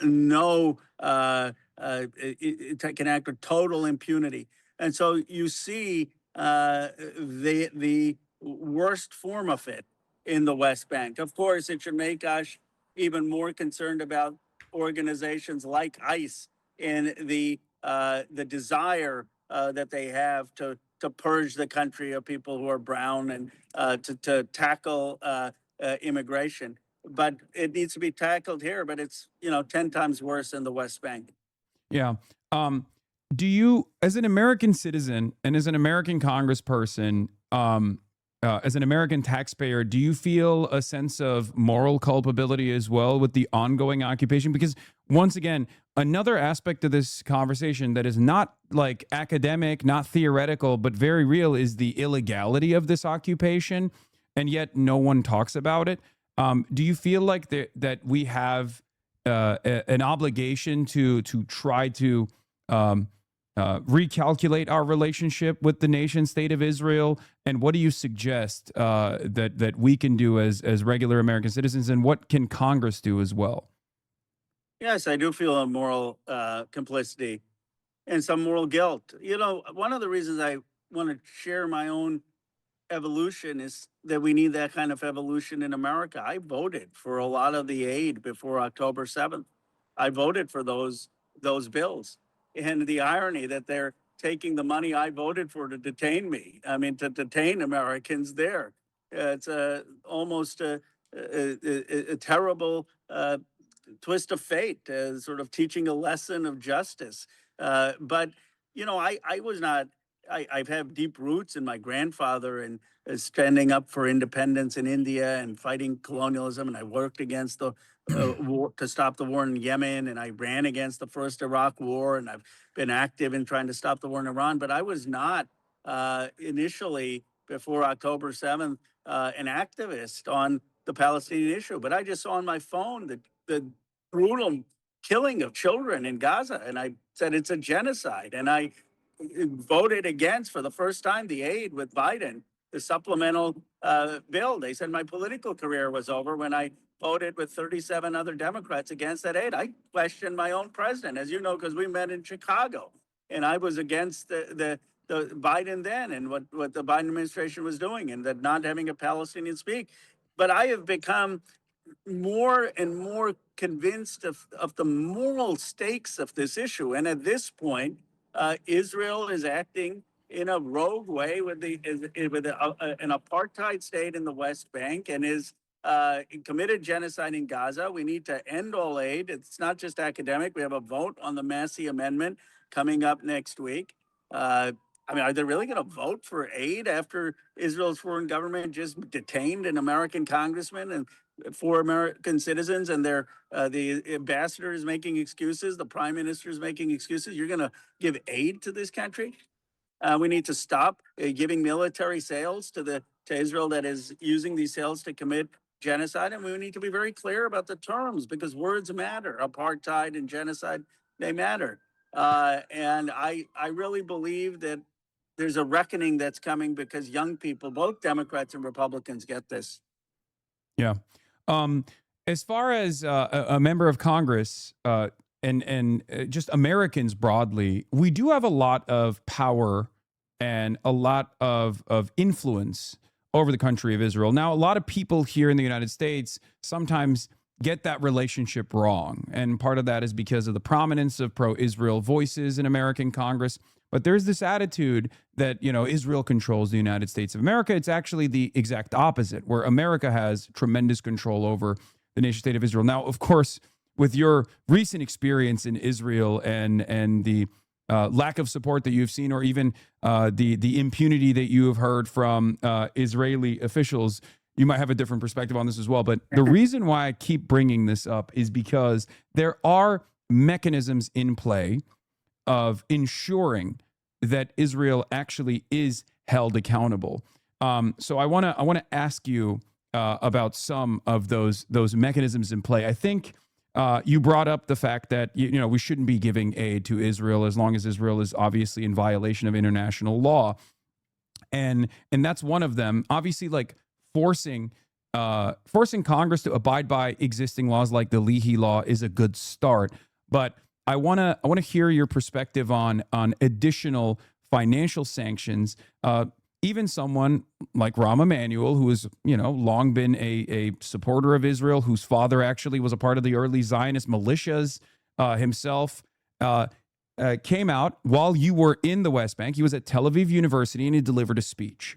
And in this speech, he talked about comprehensive sanctions on Israeli banks. And he even went as far as to say, every single Israeli bank has a branch in the West Bank, in occupied territory that Israel illegally occupies. I don't know if he used those terms, obviously, but he said that those sanctions would actually reach every single Israeli bank if we were able to implement them. Are you in favor of something of the sort? Are you willing to go even further than that as far as sanctioning the state of Israel, an arms embargo? These are the questions that I have from my community, certainly. Yeah, I think that's just a start. Of course, we should be sanctioning the banks and the construction and the financing of construction and illegal settlements in the West Bank. But we should be demanding not only that, we should be demanding the prosecution of Ynon Levy and the extremist settlers. We should be demanding the demolition of the outposts and the illegal settlements, even illegal under Israeli law, let alone illegal under international law. We should be sanctioning Ben Gvir and Smotrich and government officials that are engaged in perpetrating apartheid. And so I would go beyond just the banks and deal with the construction of these settlements, deal with the government officials who are involved, demand the extremist settlers be prosecuted, and demand the removal of these outposts and settlements, which is not just theoretical. That would improve daily life for Palestinians today if we could get rid of the outposts and the settlers and the illegal settlements while we work towards Palestinian self-determination. That would make a difference today if we did that, and the president should do that. I appreciated Ram's point, but I don't get this 23 nation stuff. I mean, like we can tell Israel what to do. We don't have to kumbaya 23 nations. Like stop the settlements, stop the apartheid, recognize Palestinian state. And I think part of it is because it's like an ivory tower. Like you trek to Tel Aviv, you give some speech. No, come on, meet the people on the ground. And I'm glad at least Ram has moved from now what'll be the right pole of probably the Democratic Party. But we got to have people actually meet. I don't understand how you can lead this party if you've not been to the West Bank for an honest look at what's going on in terms of the human rights issues that are at stake. And then I would not provide military weapons that are being used to kill civilians. I think that's where drop the bombs and Senator Sanders' amendments are. And I have supported that. People have, I've said I don't think we should provide any aid to Israel, including the purchase of Iron Dome. And I came out for that more recently. But, I got into this back and forth with Mehdi Hassan, where at the time I was like, well, I'm not sure on that. And I said, Mehdi, we haven't even tried step one. Like, yeah, we can get to step 7 or 8, but people who are saying, oh, Israel's impervious to the United States, how would we know? We've never tried. How about we stop the aid? How about we start these sanctions? How about we stop some of these military sales, and then we'll see. And my guess is they'll very quickly comply. The reason the ambassador can go on with impunity on face the nation, even as Americans are detained, and the prime minister can obfuscate, is because there has never been consequences so far. Yeah, well, I think the reason why people are demanding an embargo, myself included, is because it is an enforcement action that would get Israel to comply far beyond simply offensive or defensive weapons, especially considering that now there's this new bill that is being discussed where there's supposed to be a merger of the Israeli military and the American one that would make this. That would make the issue of holding Israel accountable or stopping Israel's violence against civilians far more difficult. And I was wondering what your thoughts were on that as well. I know you've spoken about that extensively. Yeah, I'm just gonna get to make sure my connection is strong. Yeah. I look, I've led the effort in the Armed Services Committee to make sure that that we have a removal of Section 224. Section 224 requires basically the merging of the Israeli military with the American military. I mean, it would appoint a special coordinating person who would basically merge our militaries. Why is this the strategy? And this is where I think it's important to get people on record, because we could cut the aid, we could stop, as I'm saying, the military sales under the Leahy law. But if you're joint producing everything under Section 219 or 224, it doesn't really matter. They won. They have all the military at that point. Yeah. We don't have this for any NATO ally. So we need to stop the military sales killing civilians. We need to make sure that we aren't giving any aid, and we should not allow an end run around that, which was basically Netanyahu's strategy to sort of integrate our military. I mean, it's absurd on its face that we would integrate our military with anyone, but especially absurd that we would do it with a country that's committed genocide, and especially absurd that we would do it when the entire American public wants us to do less with Israel, not more. Only the United States Congress would dream up, well, let's do more. Yeah, the reason why I bring that up is because Benjamin Netanyahu, since the 90s, has claimed over and over again that they could do without American military aid, right? But nowadays, it's become a more commonly shared opinion in the Israeli military and in the Israeli government that it's becoming perhaps too politically disadvantageous to continue giving money to Israel so they can purchase the weapons back. And that's the reason why I think a lot of people stress the importance of an embargo and also this merger of the Israeli military, because at that point, it won't even matter if America is directly paying the Israeli government to then purchase arms from the United States of America. A version of this already exists with like jet fuel, for example. This is like very insidious. And many people are not aware of this, but like the Pentagon has always supplied the Israeli military with U.S. jet fuel, and that kind of stuff doesn't even get mentioned in the above board numbers that we're talking about. So a version of this merger already in some respects exists, and you mentioned the exceptional nature of the military partnership that we have with Israel.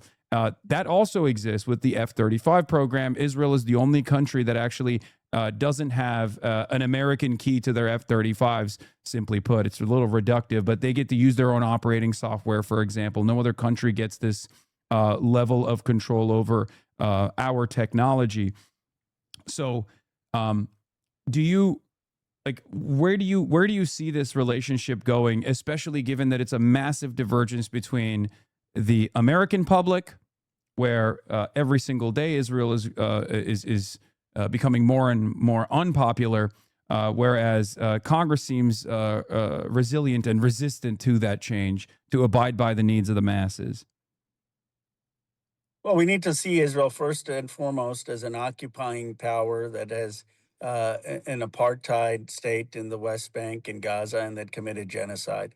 And that there needs to be dramatic uh, transformation and change for justice and peace in that area. And that means zeroing out the aid. That means no military integration. That means no military sales that can kill civilians. And that means more than that, leadership that's going to demand some of this outposts come down, settlements come down, that is going to work towards Palestinian recognition and a just peace. That to me is where not just Democrats are the primary voters, and I know you've been had a string of victories with Malat and Abdul, our friend, and looking very strong. And basically, the pattern is you go, you support them, the establishment attacks you, and then the candidate ends up winning. I mean, it's they should be so lucky to have you come out. But my point is that that's where the Democrats are, but also where a lot of the young Republicans are, and they understand that we really it's a moral issue, a justice issue, but it's also an issue of America not getting dragged into overseas wars in the Middle East that are hurting our national security. Yeah. So I want to get a little bit of clarity here because you brought up the idea of being comfortable with sanctions, especially sanctions on any institution, financial or otherwise, that's touching the West Bank. But are you comfortable with like targeted sanctions of that sort?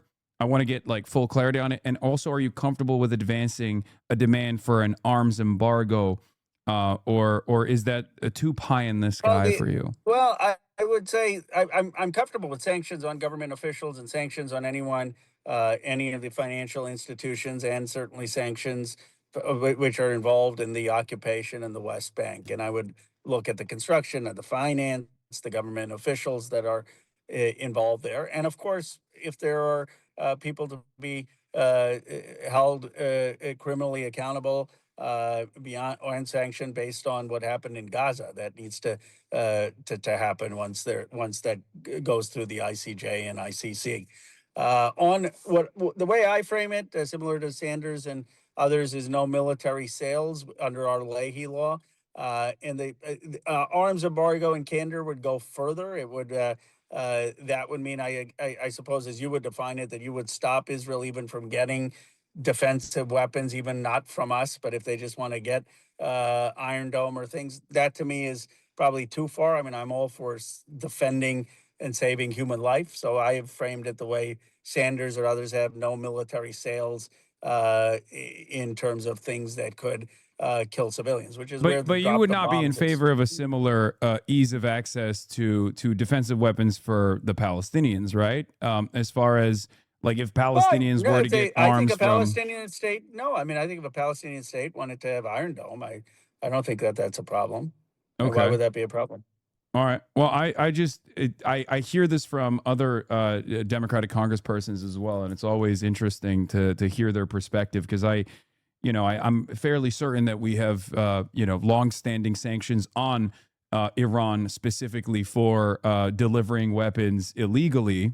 We've decided it's illegal to the Palestinian population, similar to the axis of resistance with Hezbollah.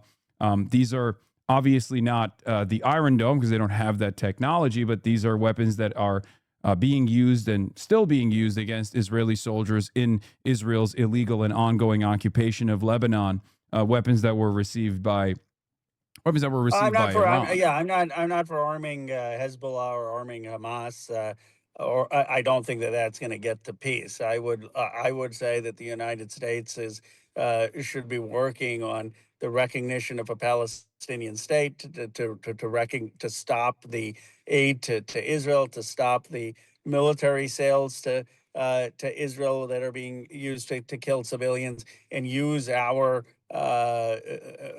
leadership to get finally a Palestinian state that where Palestinians can live with equal rights and dignity. I don't think the way to that is for Iran to be arming Hamas or Hezbollah or armed resistance. I just I don't agree with that. And my No, grandfather. that's why I was saying, like, wouldn't you see that it's a fair standard to apply evenly across the board? A similar sanctions package for countries that are also delivering arms sales to a country that, by your own admission, has participated in a genocide, and also a country that actually subjected you to the apartheid conditions in its detention. Well, what I would, I would restrict all aid, so zero out all aid, and I would restrict all military sales killing civilians. I guess the question is, do we? You would go further and say Israel shouldn't have Iron Dome or some of these weapons. I think that they genuinely could be shot at by Iranian missiles, and to me, a life is a life. The way I see it is the way I see it is I see Palestinians as human beings. I see Israelis as human beings. I want a just and equitable outcome for every single person that's living in the region, and I see that as the only way to achieve that is because I don't see the Palestinian existence as a spoiler to this endeavor at all. I see Israel as an occupation to be the primary and only spoiler to a lasting and equitable peace. And therefore, I want the full spectrum of pressure to be deployed on the country that is responsible for a metric ton more of heinous war crimes. And that's precisely the reason why I'm in favor of more comprehensive, more of a comprehensive penalty to Israel, because I'm fully aware that none of those things are most likely going to happen, and that Israel is going to come to the recognition that they have to play ball. One of the things that I wanted to also ask just you, because I'm always a Yeah. straight shooter, I think on the menu of all the penalties, I'm probably 7 or 8 out of the 10 we're on the same page, and you may go a few further. But my point is, so far we've only done one, and if you actually have an American Congress, an American Senate, an American president who actually start going up the ladder 2, 3, 4, 5, 6, I think you quickly will see a massive change in behavior, and that's what the base wants. And I think it's not just the policy. I think we need to be going and standing in solidarity with the Palestinian people and lifting up their stories and talking about their daily life and helping the American people understand what's going on there. Yeah. One other question that I had for you before I let you go, and thank you so much for all the work that you've done. Thank you so much for going to the West Bank and seeing the experience of the Palestinians and the conditions that they're subjected to, once again, by a criminal occupation. This is an illegal occupation under international law. And speaking of sanctions, by the way, we've obviously deployed sanctions on the International Criminal Court and the International Court of Justice for even investigating some of these war crimes in the ongoing occupation. Which is absurd. Yeah, which is totally ridiculous. As a matter of fact, someone that you've endorsed, Abdul al-Sayed, has been quite critical of Haley Stevens, who also voted in favor of the sanctioning of, I believe, the ICC, sanctioning of the judges, and on top of that, voted against Rashida Tlaib, your colleague's bill to apply a similar standard to the War Powers Resolution to demand Israel pull out of Lebanon in its illegal occupation of currently Lebanese territory. I was one of the original co-sponsors or sponsors of Rashida's resolution, which is not just protecting the lives of people in Lebanon, where you've had brutal bombing in Beirut and the surrounding areas, but it's also protecting American interests, because part of what is perpetuating this war and having Iran block the Strait of Hormuz, as you know, is Israel continues to bomb Lebanon. Even the Trump administration is so frustrated by it. And all Rashida's resolution was saying is, let's stop that any assistance to Israel in bombing Lebanon. And of course, I believe that we should not be sanctioning the ICC or the ICJ. Yeah. One question I had for you was about some of the terminology that you used. Like, you were uncomfortable with the term apartheid in the past.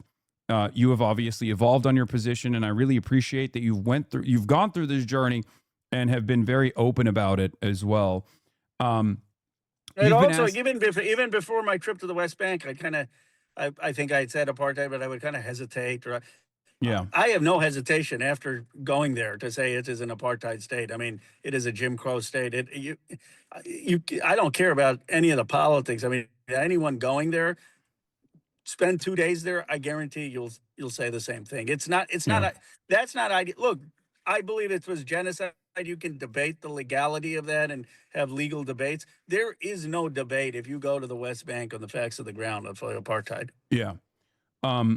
But the reason why I was bringing that up is because, like, you've talked about the importance of using proper terminology.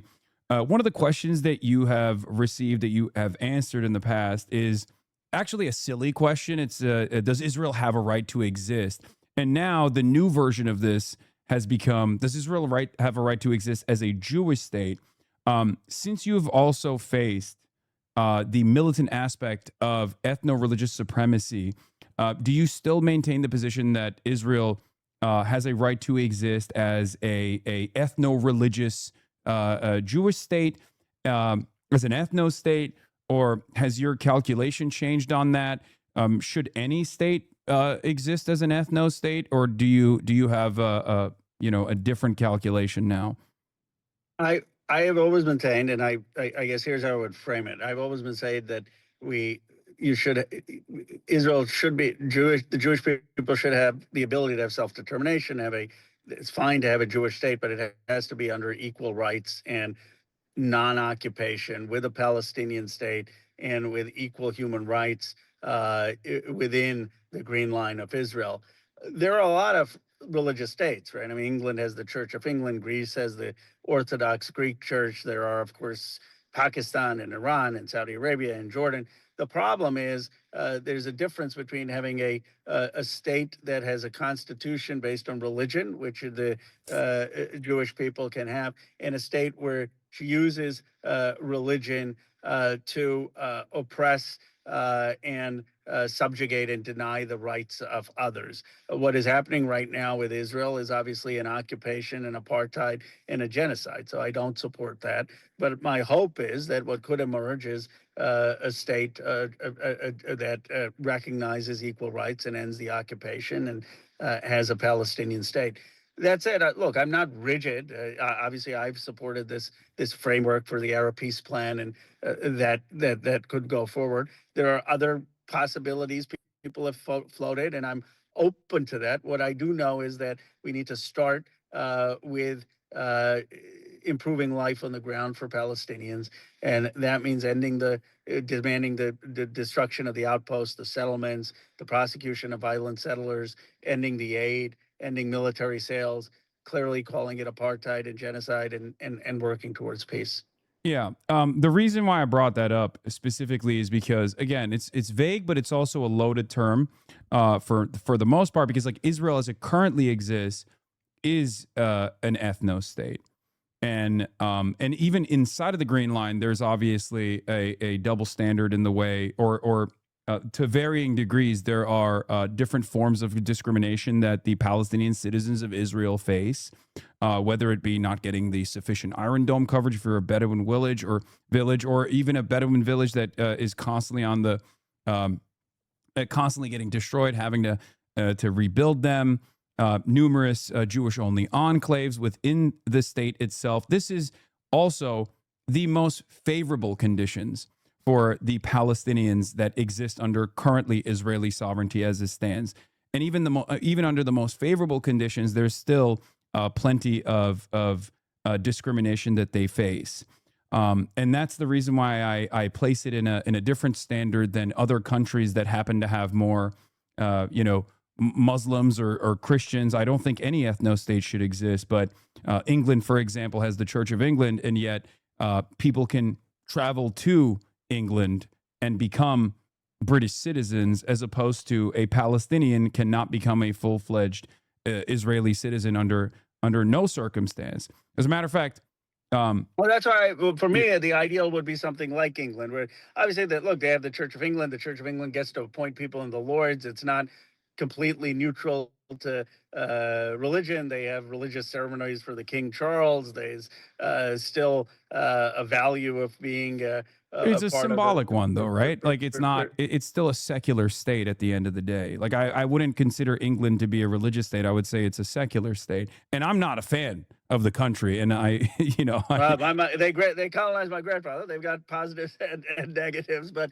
look, I would just say that to the extent it moves towards, if there's a way that people can recognize that the Jewish people, I do believe, have ties to that land, just like the Palestinians have ties to that land, just like many people have ties to that land.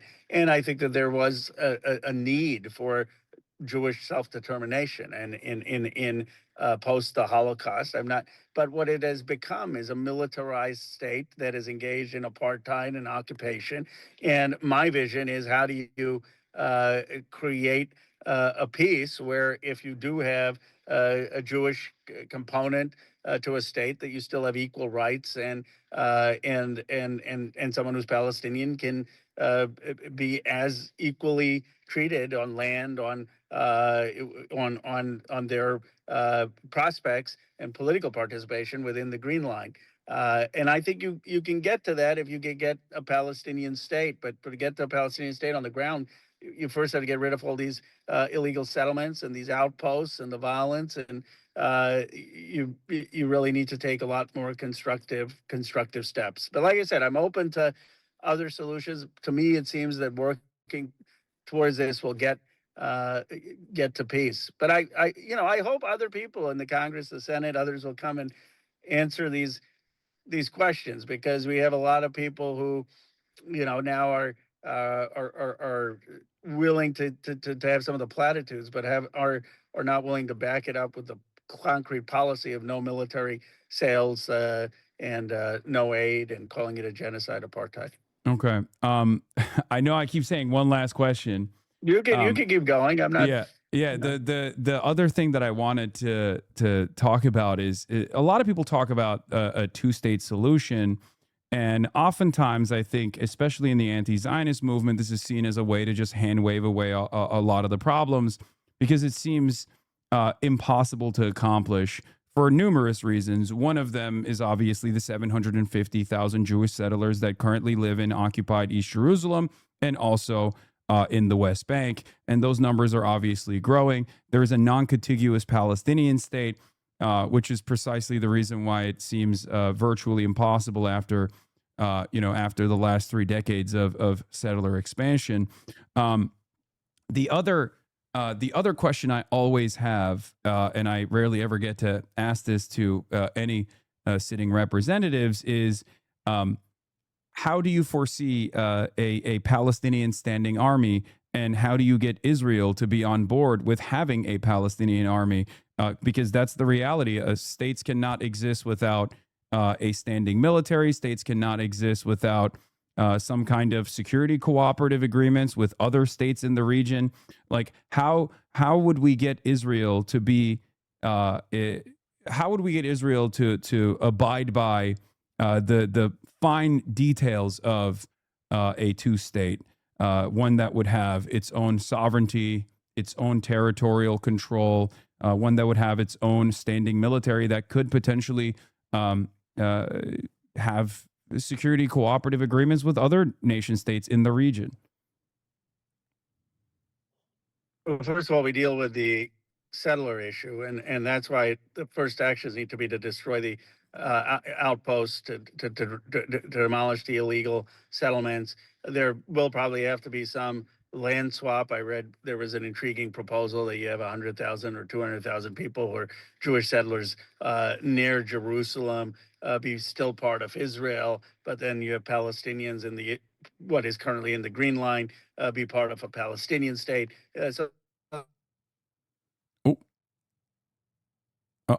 We lost them. Damn it, we're just getting good. Hold on, let me see if we can get Congressman Ro Khanna back on the call, potentially. Send him a text real quick. Wait, hold on. His phone might have died.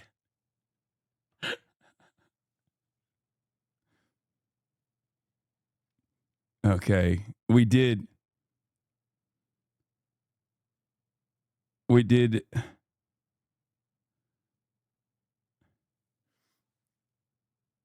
Oh no, I think his phone died. No. All right. Well, Congressman Ro Khanna was very generous with his time on a Sunday, nonetheless. I mean, he was sitting outside of a church, sitting in his car. So that was very nice. And no, it's not a strategically deployed phone battery. I do believe it. He loves this kind of shit. Okay, he loves yapping about issues that you normally would not hear from the average American congressperson. So wait, he's back. Hey, sorry about that. Just been having some connection issue. Can I finish my answer? Yes, I would love that. I thought your phone died, but It did die. But I managed to pull it back in. I don't know how it died. It was on the charger. Anyway, you'd think the Silicon Valley congressman would be better at it, but there you go. Look, so there's some land swaps, but ultimately, yes, you're right. Once we get to a Palestinian state, there needs to be security agreements and security cooperation, and Palestinians need to make sure that they would have to recognize, of course, Israel's existence at that point in any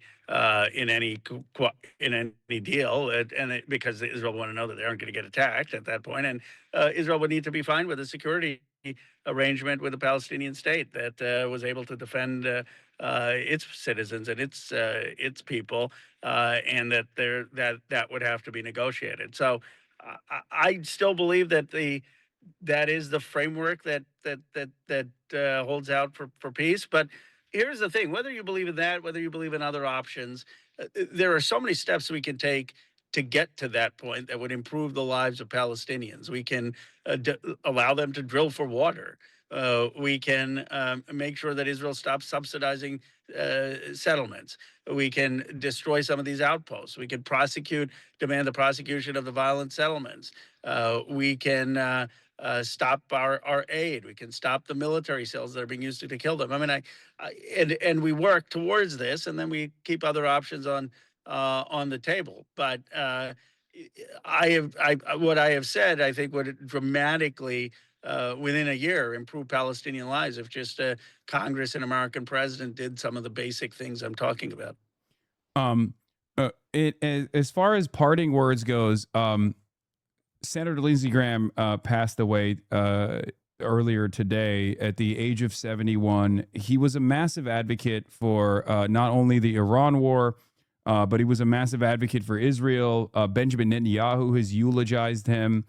What is your opinion on the news coverage of a congressperson's legacy? Do you feel like it should reflect the impact that he's had, both good and bad? Okay, that happened. Okay.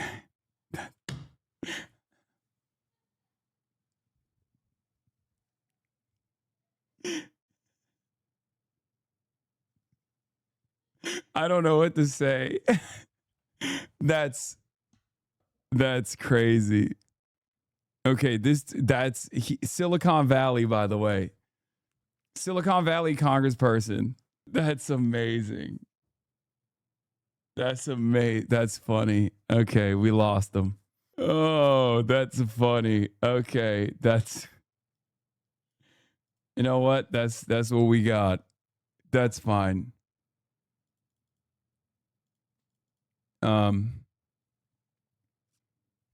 It's all good. That's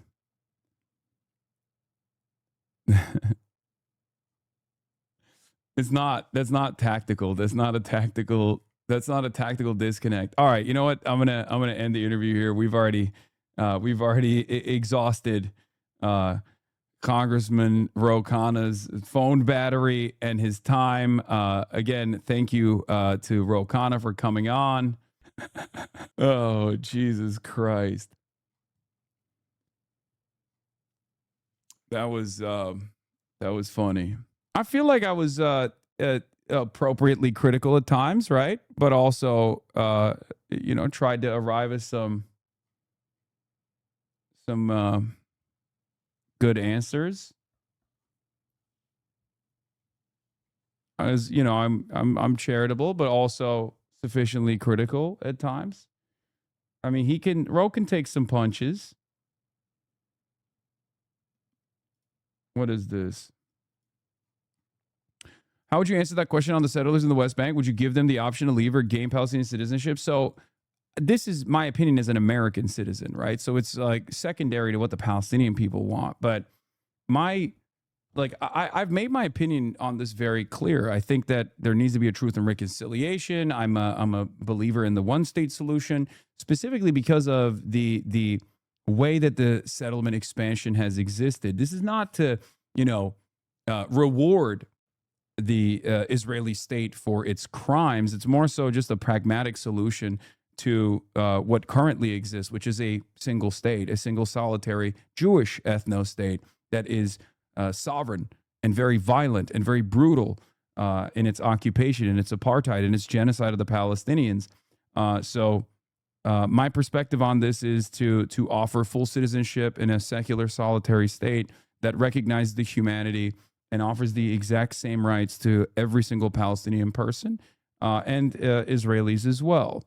There are numerous different solutions to this as well. Some people talk about a binational commitment. I'm fine with that. I'm even fine with like a two-state if it has a full-blown standing military for the Palestinians that can do their own security contracts, right? Like they can just have full-blown sovereignty. It's just something that I don't think Israel will ever be comfortable with. And yes, that does mean that the West Bank settlers would be a minority in the two-state solution in the current land that they occupy, and perhaps the best solution there would be some kind of land swap scheme, with a right to return, of course, as well. But that's the reason why I think a one-state solution with a right to return, with a Truth and Reconciliation Committee to take account not only of the recent genocide that Israel has committed, but also take accounting of 1948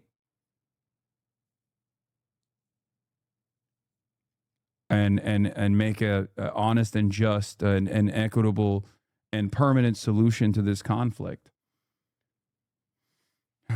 We have so much power over the Israeli government, We have so much power over the Israeli government that we could hold them to this standard.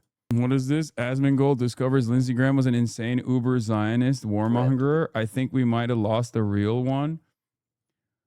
I like that he's like trying to be cute about this, for the record. But I don't think he's trying to be cute about this. Where'd you get your scar on your forearm from? Don't kill me. On your forehead? This? It's not a scar. It's a zit, man. I have a zit. It's not like a Harry Potter scar. It's just a zit. Harry Potter. All right, let's hear what Asmongold had to say. An absolute existential threat to the Jewish people. What happened on October the 7th? I think we might have lost a real one. Yeah. Was 1,200 people were slaughtered, raped, and murdered and filmed by radical Islamists who would kill every Jew if they could, to the world. If you don't understand this is a threat to Israel's And then survival, they flattened Gaza. just flatten it. We flattened Berlin. We flattened Tokyo. Were we wrong to... Damn! Dude, there's just this is so fucking fake and so goddamn phony. Okay? Any congressman talks about any other country like this, places the interests of a foreign nation over the interests of American citizens, Asmongold will be like, why should I care? This is treason.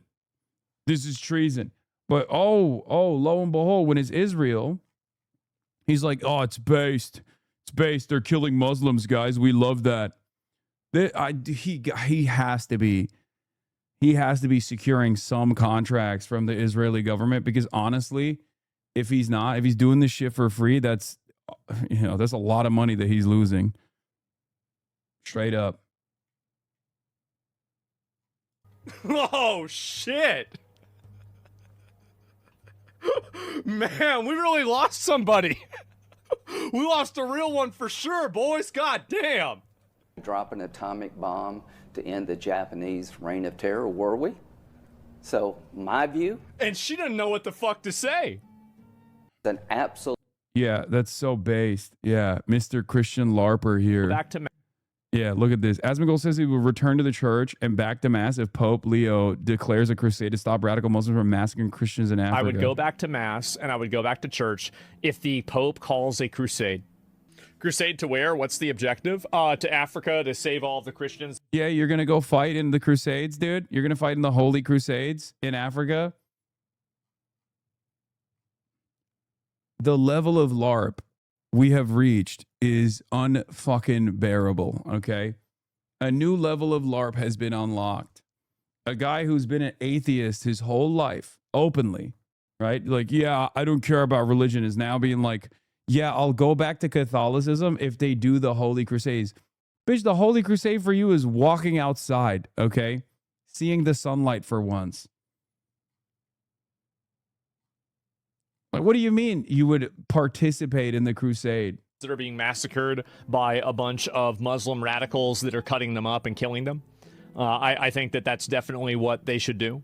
They're being killed in mass, genocided, massacred. And these are people that want to become Christian. A baptism would kill him because it would be the first time he's taken a shower. There are a number of bishops and people of the faith in the Roman Catholic Church that have come from Africa. And I think Africa is one of the biggest places where Christianity is flourishing and it's being killed. And I think they need to stop that. That's it. I would like what the fuck, dude? Why the fuck do you give a shit about Christianity's growth in Africa? Nick Fuentes literally said the same thing. Are you going to mention that? Obviously not, so pipe down. The reason why I'm not attacking Nick or saying anything negative about Nick is because Nick and I are aligned on everything else, basically, right?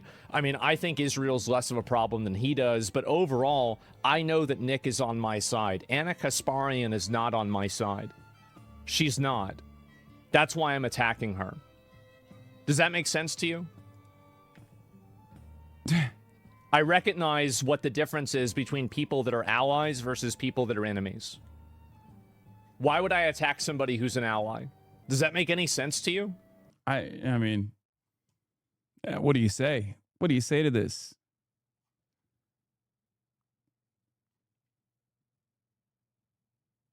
This is legit like a Francoist fascist ball knower philosophy. He's dog whistling. He's not a ball knower at all. He's a ball washer.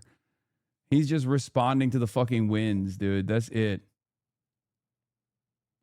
Where's Ethan Klein? Ethan made Casey Tron apologize to him. Where are the call-out vids, the content nuke? Yeah. Yeah. That's why he doesn't attack the dead rat in the walls. True ally? Yeah. Yeah. Yeah, based.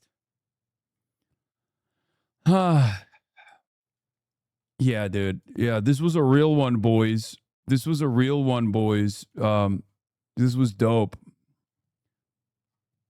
He's a ball washer to Benjamin Netanyahu, Donald Trump, and now Lindsey Graham. Cause of death has been revealed. Breaking. An initial examination from the D.C. Medical Examiner's Office has determined that Senator Lindsey Graham died as a result of an aortic dissection due to arteriosclerotic cardiovascular disease. In layman's terms, this means a tear in the aorta caused by the hardening and narrowing of arteries as a result of underlying cardiovascular disease. The death certificate will be pending until all toxicological and microscopic testing are finalized, and at that point, the death certificate will be updated to reflect the cause of death and appropriately classify the manner of death. Yeah, it happened. I'm telling you, it's because he got so excited when he heard Donald Trump say we're bombing Iran super hard. Karg is back on the menu. Oh, my God. Former CENTCOM Commander, retired General Frank McKenzie says the U.S. should consider seizing Iran's Karg Island because possession of Iranian soil would be a significant factor in future negotiations with Iran. Oh, my God. This is so stupid. Dude, why didn't we do this before? Why Rip Bozo? He died patriotically of old age after a lifetime of based. Yeah, I too think that eviscerating American social safety nets as a Republican while simultaneously funneling unlimited billions of dollars to Israel, a foreign nation, is based. Like Lindsey Graham and numerous other Republican congresspersons and even many Democrats have sent your family members off to war over and over again. So some fucking international conglomerate generates more value by this death and destruction and the stealing of natural resources while simultaneously robbing you fucking blind. And you sit there and you go, based. It's all Israel. Did I just say Israel alone? I said wars of conquest that you don't see any of the fucking benefits and only the pain from, while simultaneously, again, robbing you fucking blind. Okay? Like he was a heartless monster. You can't just like, oh, it's based, or oh, all you care about is Israel. You're way out of this. All Lindsey Graham cared about is Israel, dumbass. Have you ever heard him fucking speak? He quite literally, where's that famous clip of his where he just goes, till my last breath, all I care about is Israel. I want him to care about South Carolinians. He's from fucking South Carolina. You can't like edgy tweet your way out of this, dumbass. You can't just try to fucking posture this. You can't posture yourself as like an edgy boy who's America first. No, dude, come on. Just give me the actual fucking clip, dumbass. Jesus Christ, please. Trying to fucking make a point. Here it is. Seminites to all the isolationists. I don't believe.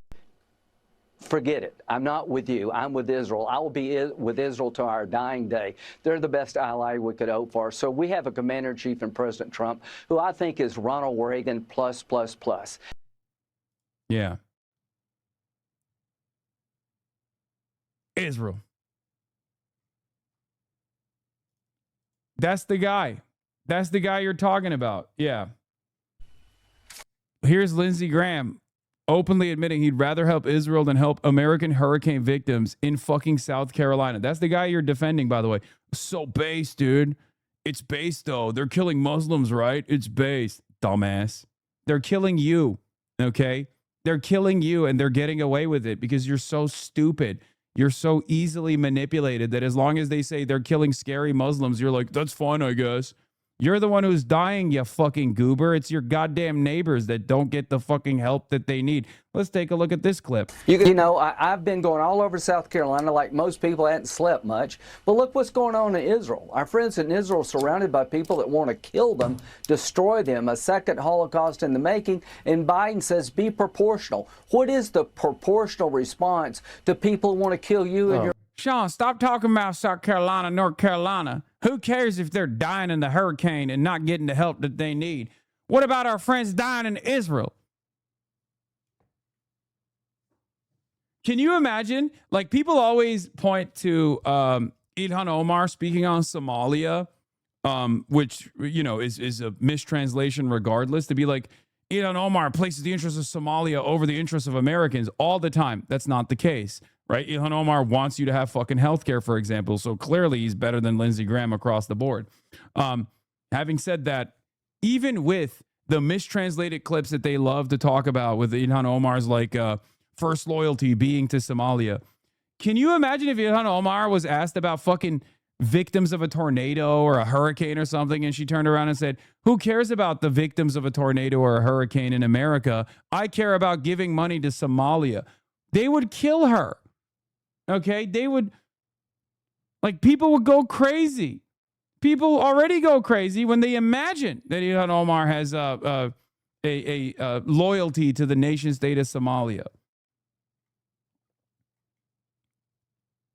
Meanwhile, the guy you're calling based is over here being like, yeah, hand waving away the victims of a hurricane. What matters is Israel.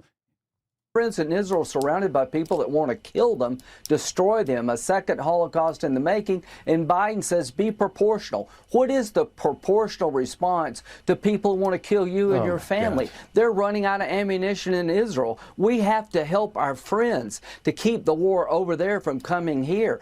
They're willing to... Yeah. And it's not like this guy has family ties to Israel. How are you not calling into question why? Yeah, how are you not calling into question why he's this compromised? Did you guys forget that this fucking demon is like one of the biggest reasons why we struck Iran? Did you guys forget that? He openly would fly back and forth. You think it's just straight blackmail on him? I think he's just also has an unlimited appetite for death and destruction. He is one of the biggest champions of America's imperialist war machine.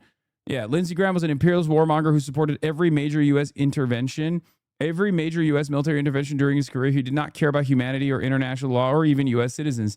He served the interests of U.S. capitalist class and the U.S. proxy regime of Israel, 100%. His first priority was to serve his real masters, okay? The American military-industrial complex, which, of course, meant that he would serve his other master, the nation-state of Israel, in its territorial ambitions, in its expansionist goals, in its genocidal warmongering. So, yeah, what is this? Socialism with nationalism, it's fascism. I'm all for it, though. The Roach is a Brazilian MAGA chud.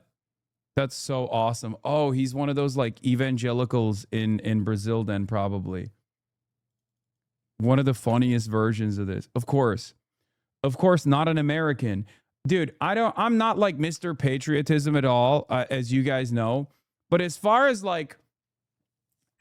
people go, I have an American audience. Like, my audience are primarily Americans, okay? They're not fucking random dipshits in Brazil that are LARPing as though they're MAGA. They're not random dipshits in the Netherlands that are LARPing as fucking MAGA. They're Americans, okay? It's so strange to me. I don't even understand the mindset of dick-eating American fascism this hard from a separate country, especially when half the time the American fascist movement, the American MAGA movement, ends up becoming a real danger to your national sovereignty. How have you reduced your nationalist movement to the whims of an American fascist movement that will destroy your country? Enjoy your fucking gas prices, man. It makes no goddamn sense. At least in the past, not to say that this was preferable, but at least it was like easier to comprehend that fascist movements in the past would create allegiances with other fascist movements, Imperial Japan, with Nazi Germany, with fascist Italy. But they had a shared interest, but they had their own sovereignty in the process. Nowadays, the international fascist movement has just LARPed into this version of MAGA, and a version of MAGA that actually dictates that their nation state and their sovereignty is secondary to the interests of the American international movement. Very strange.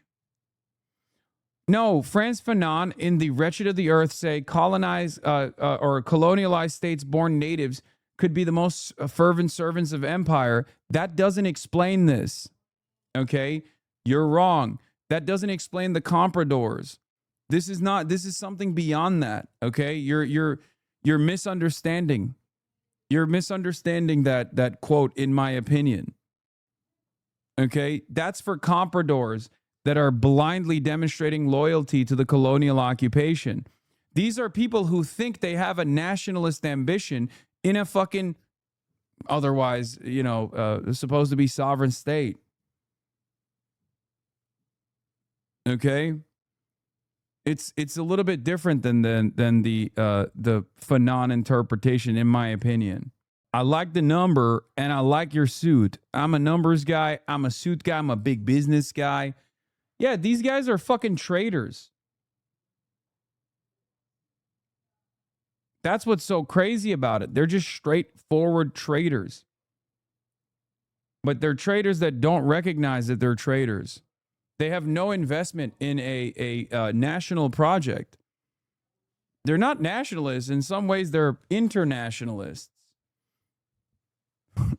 Just international fascists, which happen to be As long as America gets to get a victory here, then we're fine. We're happy with that. It has direct negative consequences. I think you're right here. This is completely separate because they're going beyond supporting the colonial project where they are, but literally within the heart of empire, they will likely never touch. It's really interesting because the impact of American imperialism is genuinely negative for a lot of these countries. Anyway, yeah, I saw this. Here's a quick comparison of the top countries searching on Google for Hassan Piker and Asmongold over the past 12 months. Hassan Piker, United States, Canada, Australia, New Zealand, Ireland. Asmongold, Finland, Sweden, Norway, Estonia, Canada. Like his whole fan base straight up comes from Euroid MAGA LARPers, dude. It's so weird. Anyway, let's get back to Lindsey Graham and his legacy. As you have said, Fox News Alert, Lindsey Graham will be remembered for his fierce support of America's greatest ally in the Middle East, Israel. He is being like, how does this not weird people out? Like, you know how people always say, like, oh, dude, you talk about Israel quite a bit. I don't want to. I don't want to talk about Israel ever again. In a perfect world, I would never have to utter the word, okay? Utter the name. These guys are the ones who literally are like, an American senator just passed away, and guess what? He fucking Dick rode Israel into oblivion till his very last breath. And it's like, doesn't that strike you as odd? One piece that's missing from this conversation is South Carolina. Is that not strange? We're talking about a U.S. senator from South Carolina, and South Carolina has not been mentioned at all, only to determine which Senate seat Israel purchased. Which state in the United States did Israel purchase the seat for a congressperson who would do their bidding? As one of the Jewish state's, quote, greatest friends. Israeli Prime Minister Benjamin Netanyahu joins us now. Mr. Prime Minister, thank you for joining us. Let's begin with this. Why don't you just tell us, you've known Lindsey Graham for a very long time. He's been a friend of yours for a long time. Why don't you... Again, where is the motherfucking South Carolinians? Why is the foreign head of state eulogizing Lindsey Graham? Tell us a little bit about your old friend. Well, I met Lindsey when he became a senator, which is several decades ago, and we formed an immediate and easy partnership.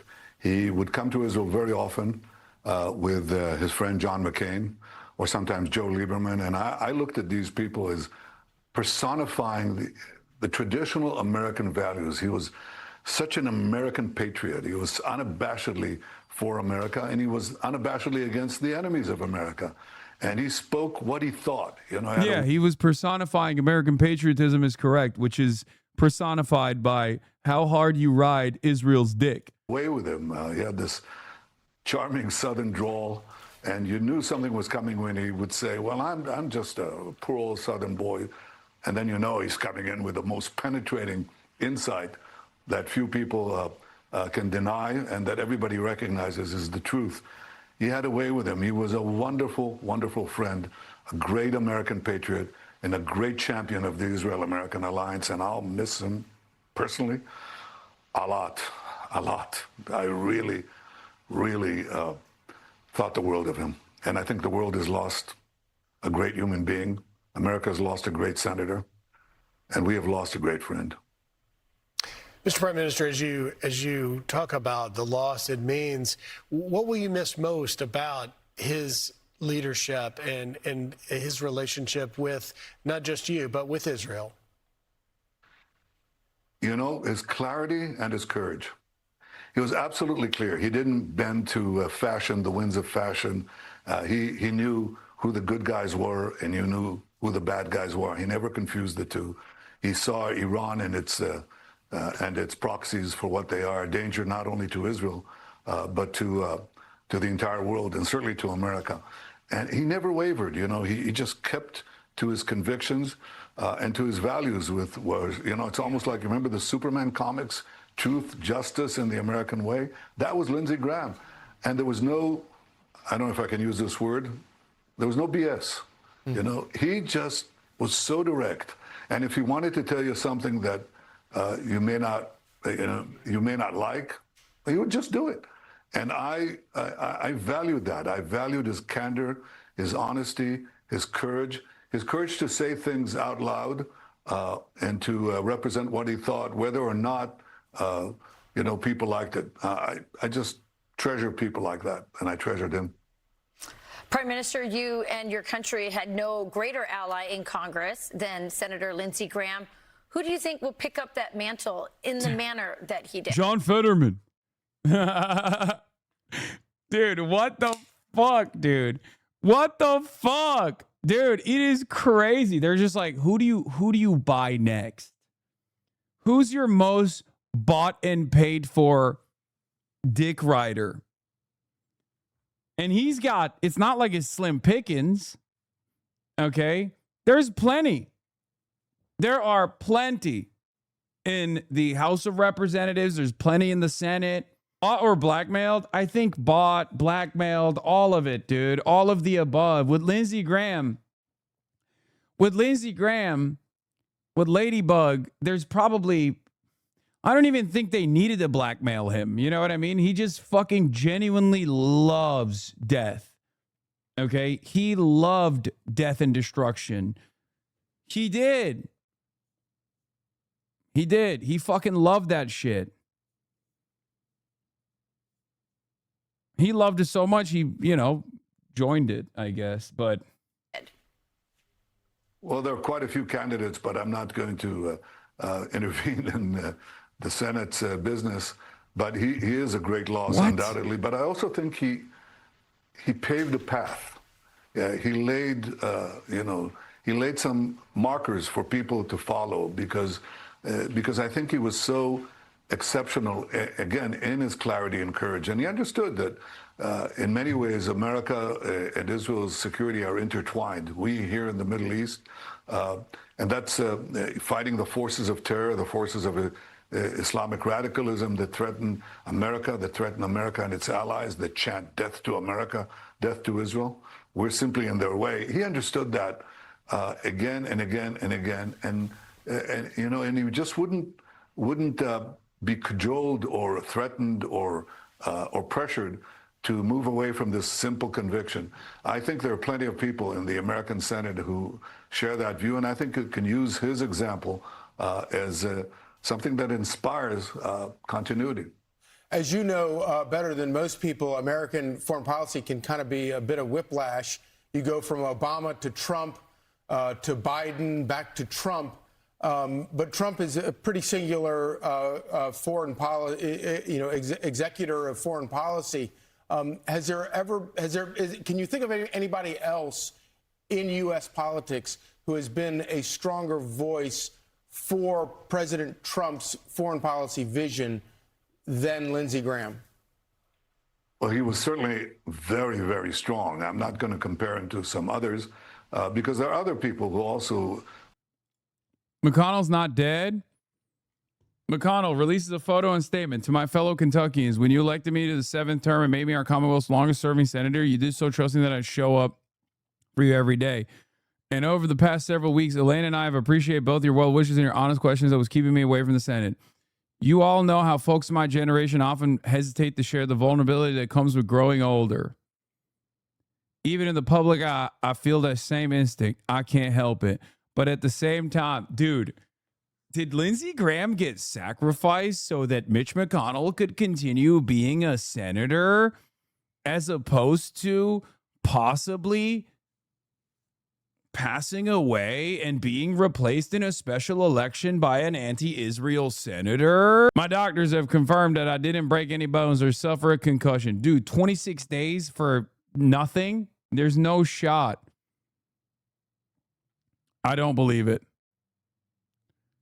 I like that they have a newspaper too for proof of life. I still don't believe it. Lindsey Graham death mogging Mitch McConnell. I know Chuck Grassley's sweating right now. Chuck Grassley is fine. I looked for the fingers. It seems it's the normal number of fingers. allegedly. He has still yet to disprove our relationship, which is interesting. Here he is with that harlot,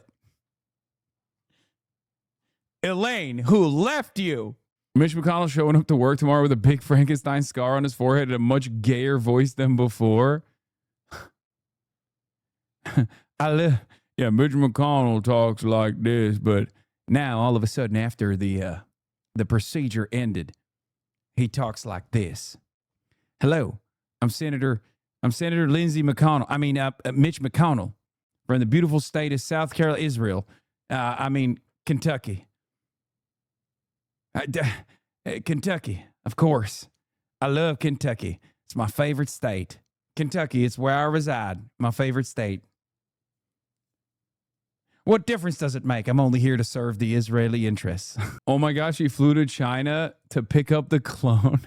Share this view, and I think many Americans do, because, look, ultimately, this is a tough world. It's a cruel world. It is changing rapidly. There are many challenges to America's leadership in the world, which I think has to be maintained, because without America, I think there would be no liberty in the world, and we'd have a dark age returning and descending on us. Lindsey Graham understood it perfectly. I think there are many others who understand it. By the way, I think the bulk of the American people understand it. Yes, there is a trend right now, which is advanced by all sorts of actions on the social media to try to make Americans less proud of their incredible country, less patriotic. Lindsey Graham and the majority of the American people did not buy it.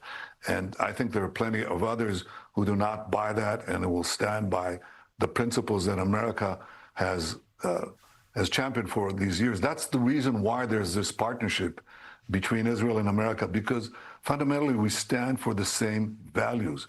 We represent democracy. We're the only democracy in the Middle East. We represent individual rights. We value every human life. These people can slaughter their own citizens. Trey's back from the drawing board.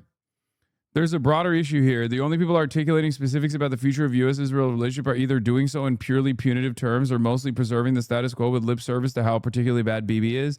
Neither are sufficient, in my opinion. Yes, we must become infinitely more punitive about holding Israel accountable. We must become infinitely more punitive in our demands. Thank you, Trey Easton. You're right. We need to find a middle ground between the two extremes, a third way, if you will. I propose that we halt the provisions of bunker buster bombs of the IDF, but only in odd-numbered months.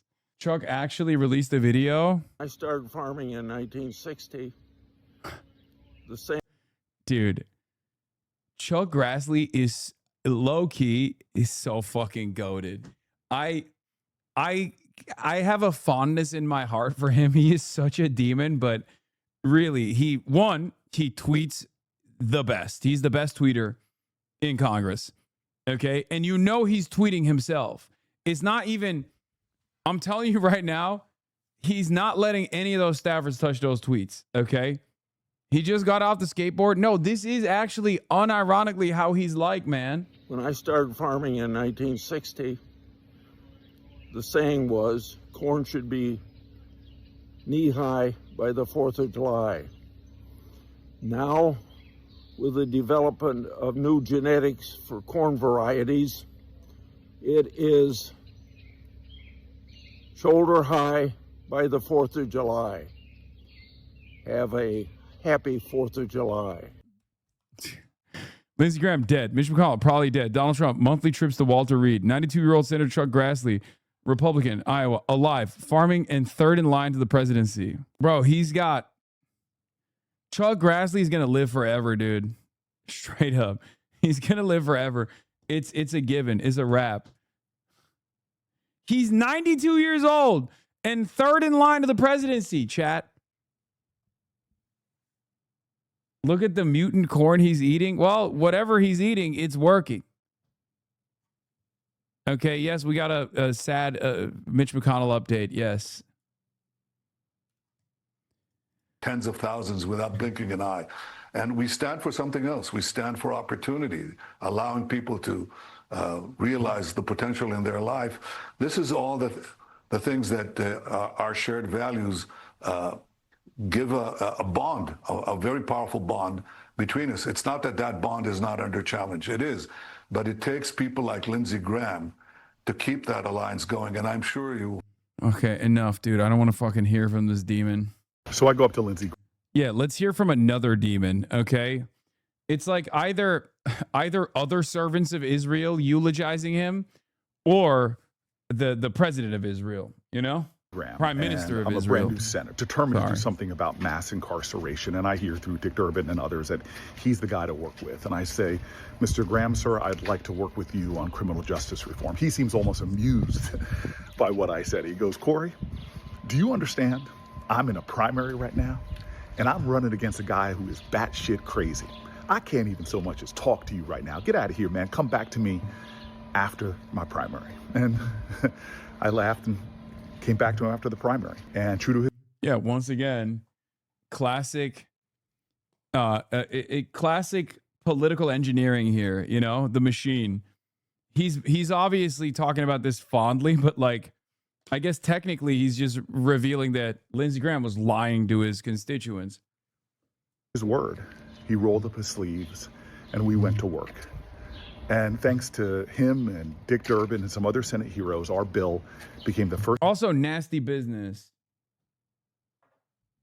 Nasty fucking business that that we're remembering, we're recollecting on old Lindsey Boy's maneuvering fondly. Step Act after years, 2 presidents, 2 Congresses, and became law. One of my favorite moments in that negotiation was at the last minute, I'm trying to force one more thing into that bill. This has to do with children being put in solitary confinement. And I am going at it with this White House official who says, no, hard no. And we're almost yelling at each other. And then he says, I'm going to get Lindsey Graham on the phone and he will tell you. And so he gets the White House operator to connect Lindsey Graham onto the phone. And Lindsey Graham listens for maybe a hot second and then interrupts the guy and says, are you kidding me? We need Cory Booker to get this bill done. We can't do it without him. Give him what he wants. And it was in the bill. It's now part of the law of the land. One of the White House negotiators during that first negotiation told me that Lindsey Graham was like an unguided missile. That God, you never knew which way he was going to go, whether he would come back and hit you. But when he was aligned, when he would be in the right place at the right time, man, he could get things done that other people couldn't and bring a lot of light and new possibilities to the efforts. I am stunned at Lindsey Graham's death, but I pray that he is reunited with his friend, John McCain. Yeah, they went to the same place. That they both are experiencing God's love, grace, mercy, and forgiveness. My prayers are with his family and all those who loved and cherished him. I will miss my perhaps most unexpected friend in the Senate and someone with whom I got some good things done. Mr. President, thank you so much for joining us. Obviously quite a shock. The senator was a close ally of yours. He referred to himself as your North Star, the Trump guy in the Senate. What are your thoughts about Lindsey Graham this morning? Well, it's devastating. I thought he was fine. He called me last night. He just got back from Ukraine, and he had a great trip. He was telling me about the trip. He was pushing. I don't know who's worse to eulogize this man, by the way. Is it Benjamin Netanyahu, like the enemy of most people? Like most people despise Benjamin Netanyahu, or Donald Trump, who is not only also the enemy of most good people, who is exceptional at eulogizing people. Like he is, because a eulogy requires you to talk about someone else. And Donald Trump is incapable, almost physically incapable of talking about another person. So it's really funny that the only 2 people that are going and doing the rounds on mainstream media eulogizing Lindsey Graham are Donald Trump, who is physically incapable of ever saying something nice about another person because he's such a fucking narcissist and is also roundly despised by people. Or Benjamin Netanyahu, who is incapable of coming across as anything but a demon. Very, very hard. You probably know he wanted to do the Save America Act that he was talking about that. He was full of vim and vigor. He was tired. You know what I realized? You know how I was like making a joke, or not really a joke, but like I was talking about Asmongold fans who are mostly from Europe that LARP as like MAGA, even though they're like supposed to be European nationalists, European fascists. I guess we do that here in America for Israel. So in some ways, every nationalist is looking for another country that they can LARP as their own. Like our fascists do that for Israel. They're like, oh, hell yeah, you know. Israel is really punishing people. That's awesome. Israel's really killing a lot of Muslims. That's great. We should give them more billions of dollars. Every fascist at the end of the day is a cuck. Every fascist is a cuck. There's always another country. There's always another person who should fuck your wife if you're a fascist. There's another country that we should be giving all of our endless grace and support to. Even the American fascists. For the European fascists, it's about America and American dominance. And for the American fascists, it's usually the Israeli fascism. Damn, this guy's good.